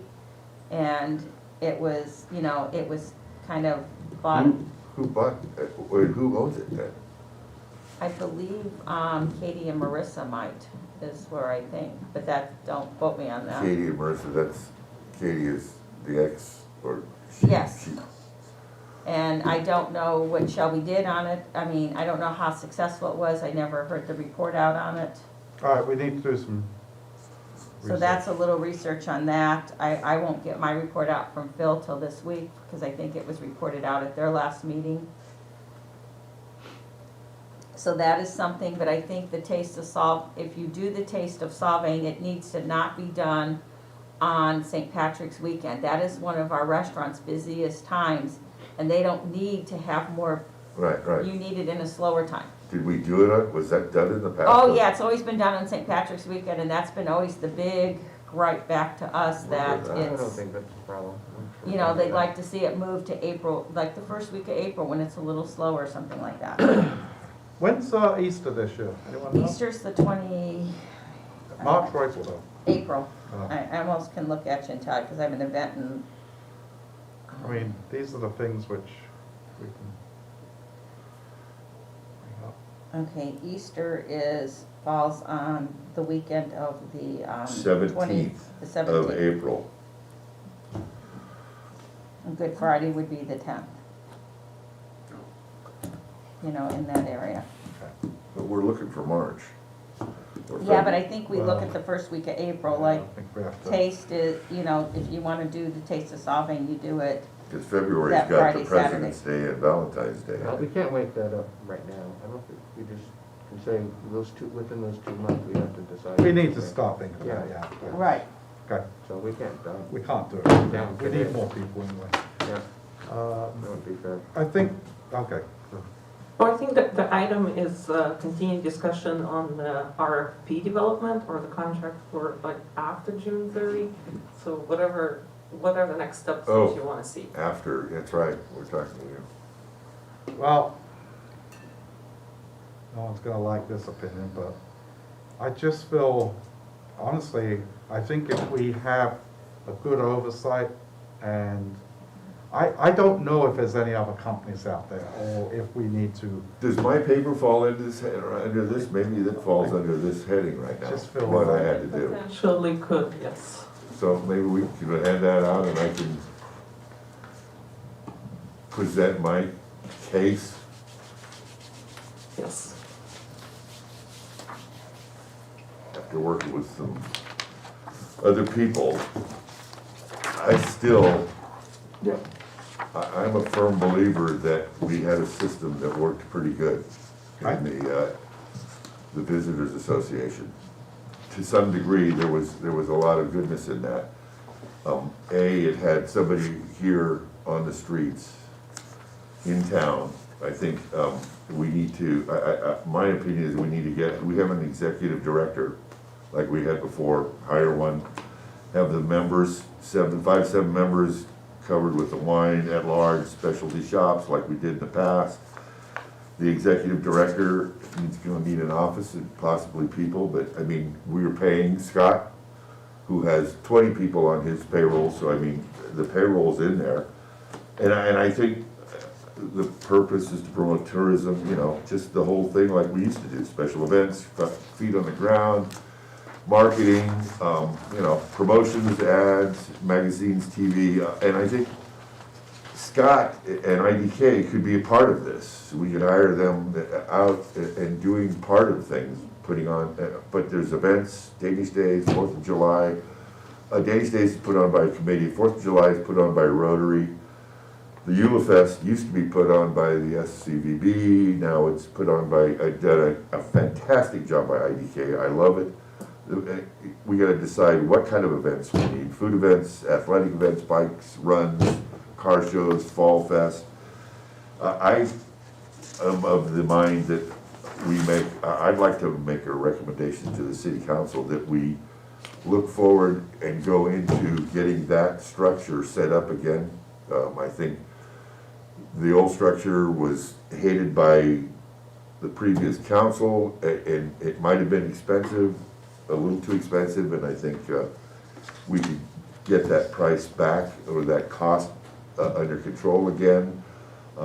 And that's something I really feel strongly about. I think the city needs to do the permits, going out of town to going up to Scott and all that, and then when we do have an event, there was no representation in town on some of them, and they didn't have people. It was hard to get stuff going and under control. I felt we had a good program when the city was involved. The city personnel, you had somebody you could get a hold of right away and get stuff done. I just feel that was a good structure with a little tweaking and a little work. It was a very good structure, and there's It people could go out there. forward again, and I think IDK could be part of it. I don't think they should be the top dog. I think we need an executive secretary, and whether it be like Pismo, their tourist executive director is part of the city payroll, but here it wasn't. It was handed funding, and that was controlled by the executive secretary. I think with some discussion, we can come up with a way to do that and make it work. I really feel that it's important that we have a local person that understands, and I was part of the original group that hired Tracy. I didn't want to hire her. I had another candidate in mind. When we did, I was outvoted. Tracy got on, and I felt she did a wonderful job. May have outpriced herself down the road, but that's the way everything goes. Everybody's going, increasing, and so, but you gotta follow that. So that sort of falls under sort of the marketing in the future for 22 to 23 and so forth. So I think that's I don't know if I need to make a recommendation, if we need to vote on it to bring it forward, but I'd like to see us work to come up with that system again, that program, and tweak it the way we need to tweak it to make it work better. I mean, just looking at the numbers, we're gonna give Scott $600,000 from January to June. The visitor center is taking $90,000, so we're already at the amount of money just about what we have paid the SCVV. We're almost at that price range. I mean, we're For 40,000. 6 months rather than 12. Correct, and that's a big deal situation. So I think the reality is we've already outpriced ourselves from where we used to be, and we're asking to have more controls. And I think that's a proper thing of what you're suggesting, because to put it under the city, and there's more control to what the city has, and looking at money. When we have an independent contractor, no matter what, you don't see every single line item. When the city is able to control the money better, they're able to know what they're spending, and there's more transparency to the community. Well, I don't want to see every single dime. I feel No, but whoever that's- does it is under control of the money. I feel if there's some gross wasting money, that's visible. If it's not, I mean, but that's Barry, what do you got to say? What are you thinking about my thoughts, my proposal? Scratched together this morning, or in my head for a while, and I just scratched it together this morning. to So put it down. basically, finding an executive director to, A local, somebody that has, that does, now whether, getting it at a city position, I don't know if that's reasonable, feasible or not, but I still think there's a line item budget for this X amount of money to handle tourism, and again, IDK, an executive director is probably not gonna be well versed in social media, and so we'll need outside sources for that, and I think IDK does a good job. I just think there's been, and I love Scott, and I love everything he does, I just think we need a local director, someone here, and more input from the, more work from the city people, where we can have somebody on, at a moment's notice, of, oh, we got a problem here, we need, rather than having to go through somebody else. So, I mean, I think it's something we can definitely look at. You've obviously done it before. I wasn't here for it, so I'll have to revert to you guys. But I don't disapprove. I think it comes down to money, right? And it's going to come down to this person and IDK and how that works. And I'm not sure I know that today, but no, in principle, I'm open to recommending it. Kim, you have some thoughts? I'm open to it. Okay. How do we Alright, how do we move pursue, forward? or how do we I think pursue we this should element? put it, before we get into more detail, is maybe put that to the council and say, this is, from the advisory board. And So you can go in different ways, right? So the way that we got to where we are today was that there was a question of, what's the future of marketing going forward? And part of that was, well, let's form this committee, was the recommendation to City Council. City Council did form this committee. At the same time, they also approved putting the contract for marketing into an RFP to see if there is any companies like IDK or whatnot that would want to bid for that. Your recommendation can definitely be, now that you're here and it's your role to advise the City Council, one of your recommendations may be, instead of going out to an RFP, let's look at, an alternative structure like this.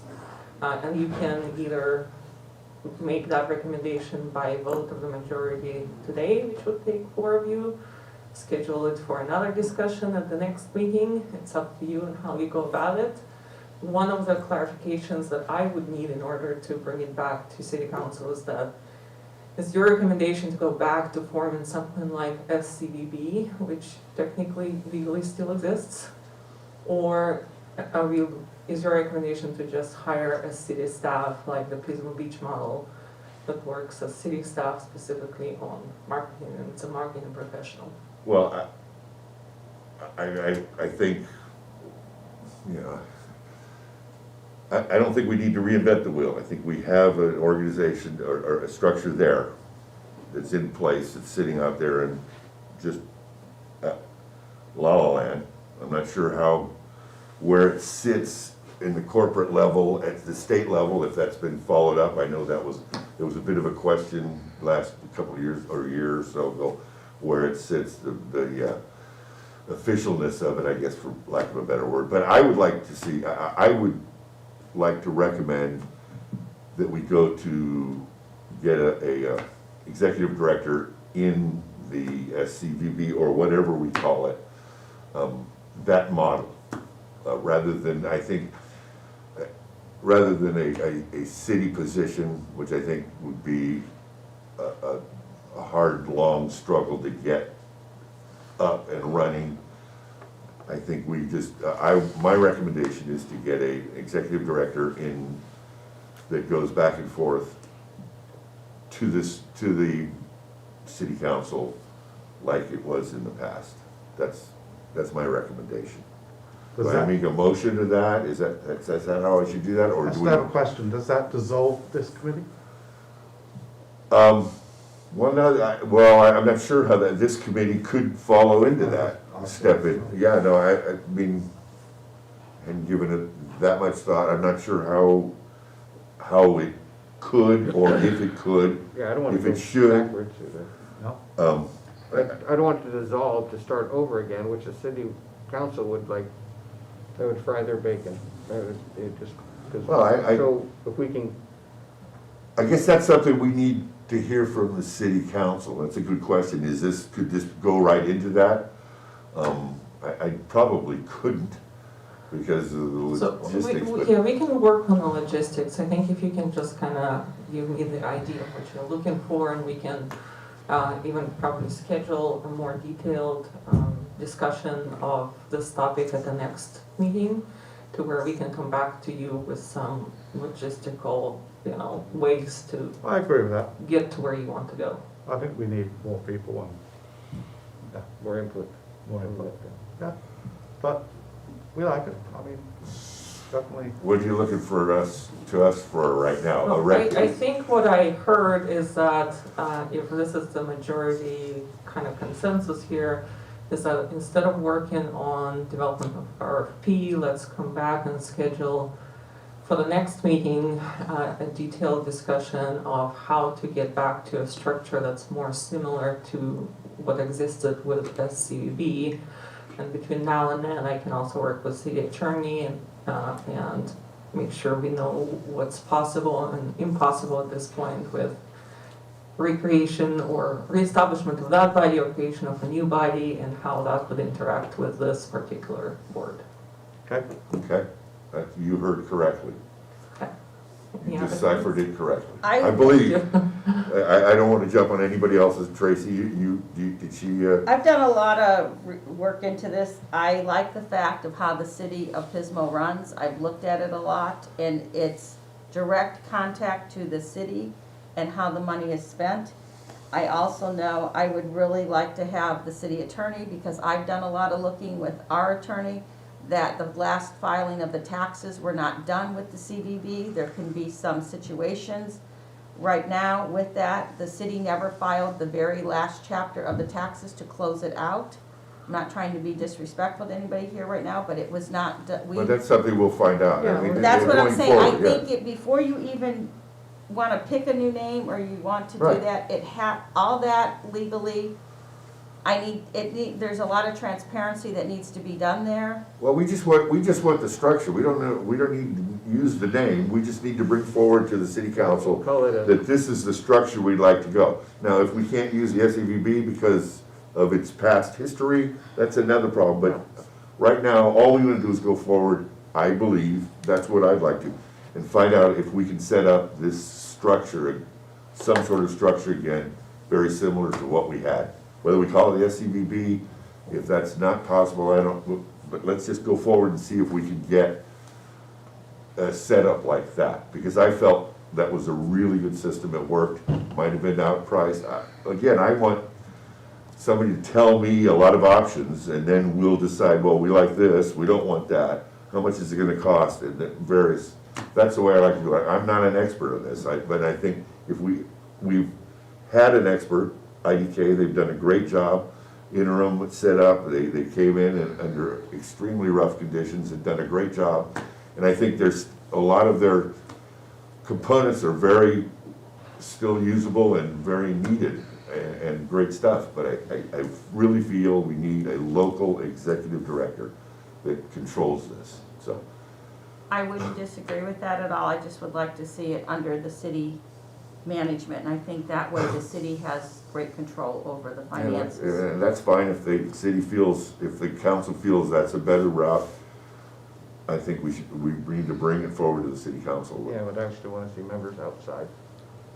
What was A that? body of members like this. Yeah, Part of and that. then, I just we don't have wanna crash various- this and then start all over again. This is not good. That would not be good. No, because we already know we're spending more money than we used to spend. We are, I mean, it shows right now, we're spending more money than we used to spend. But I've got to tell you, I think what's out there and what IDK has done, it may be paying off, may be worth that money. I don't know. well, Oh, who knows? yeah, and the return on investment is the big cloud in the sky that nobody can answer or Well, figure out, but When you're it- full, right? Right, I think that, I have a lot to believe that this organically happens. So I think what I'm hearing is that at the next regular meeting of this Regular body of the meeting, yeah. TAC, we can prepare some analysis on what our options are for creating something like SCVB, what it would look like if we had an internal city employee. There's different pros and cons Right. in control and costs for those structures. So we can just bring that back to you at the next meeting with those analysis. Thank you, great. Good job. Thank you, and I think that moves us to item 7, committee member comments, if any additional ones. I think we're still gonna have to have this discussion about what time we're gonna have the meetings, because I Yeah, see we've lost Cheryl, we've got Alexander, which he's stressed out over it, Yeah. so. On the edge. it's a challenge. And I don't know if we've got, we can kick it down the road, but we're gonna have to I don't know, I address it. What's think we everyone could come to a feel? compromise at 3 and, he'll just have to leave a little early, but that's part Well, of, there's Yeah, but also that- compromise at this end that has to be made. right, that's what I'm saying. No, I'll do it for the, I mean. But 4 was too okay. late for him and 5 is too late. The problem is you can't do 3 because he's still in school, so that's the problem. Was it 3:45? Yeah, Okay. and then he's gotta get here, so that's 4 o'clock maybe works. Okay. I think let's do this. Let's try putting it out to everyone 4 o'clock. And maybe we could get our, So we'll need to schedule that again. Yeah, that'd be after, yeah. Right, and we can schedule that agenda for your special meeting Yeah, next week? maybe we should do that. I'm sorry, So when we do Right. the special one, we can just have a quick discussion on Okay, what kind of okay. meeting should be. Great. Because it affects everyone, right? Yeah, let's do that. Okay. Can we have more information in the packet? That's one of my comments on 7 is, can we have more information like council does on the packet? Because I feel like we're just getting an agenda, we're not getting a packet item. yeah, it would have been nice to see that presentation. Yeah, and some of the that he had things. in a piece of paper. I know It's, we're still working on the dynamics of this. We're still working on the dynamics, I and know. his presentation wasn't ready until today. Oh, I've put in a couple of items on the previous agendas for you. I'm not sure how useful that was, but I think the discussion about executive director will be very useful as well. Okay, Great. city staff comments? Well, yeah. Otherwise, I have no further comments. we'll adjourn the meeting. thank y'all. Thank you. Nothing for Madam Marie?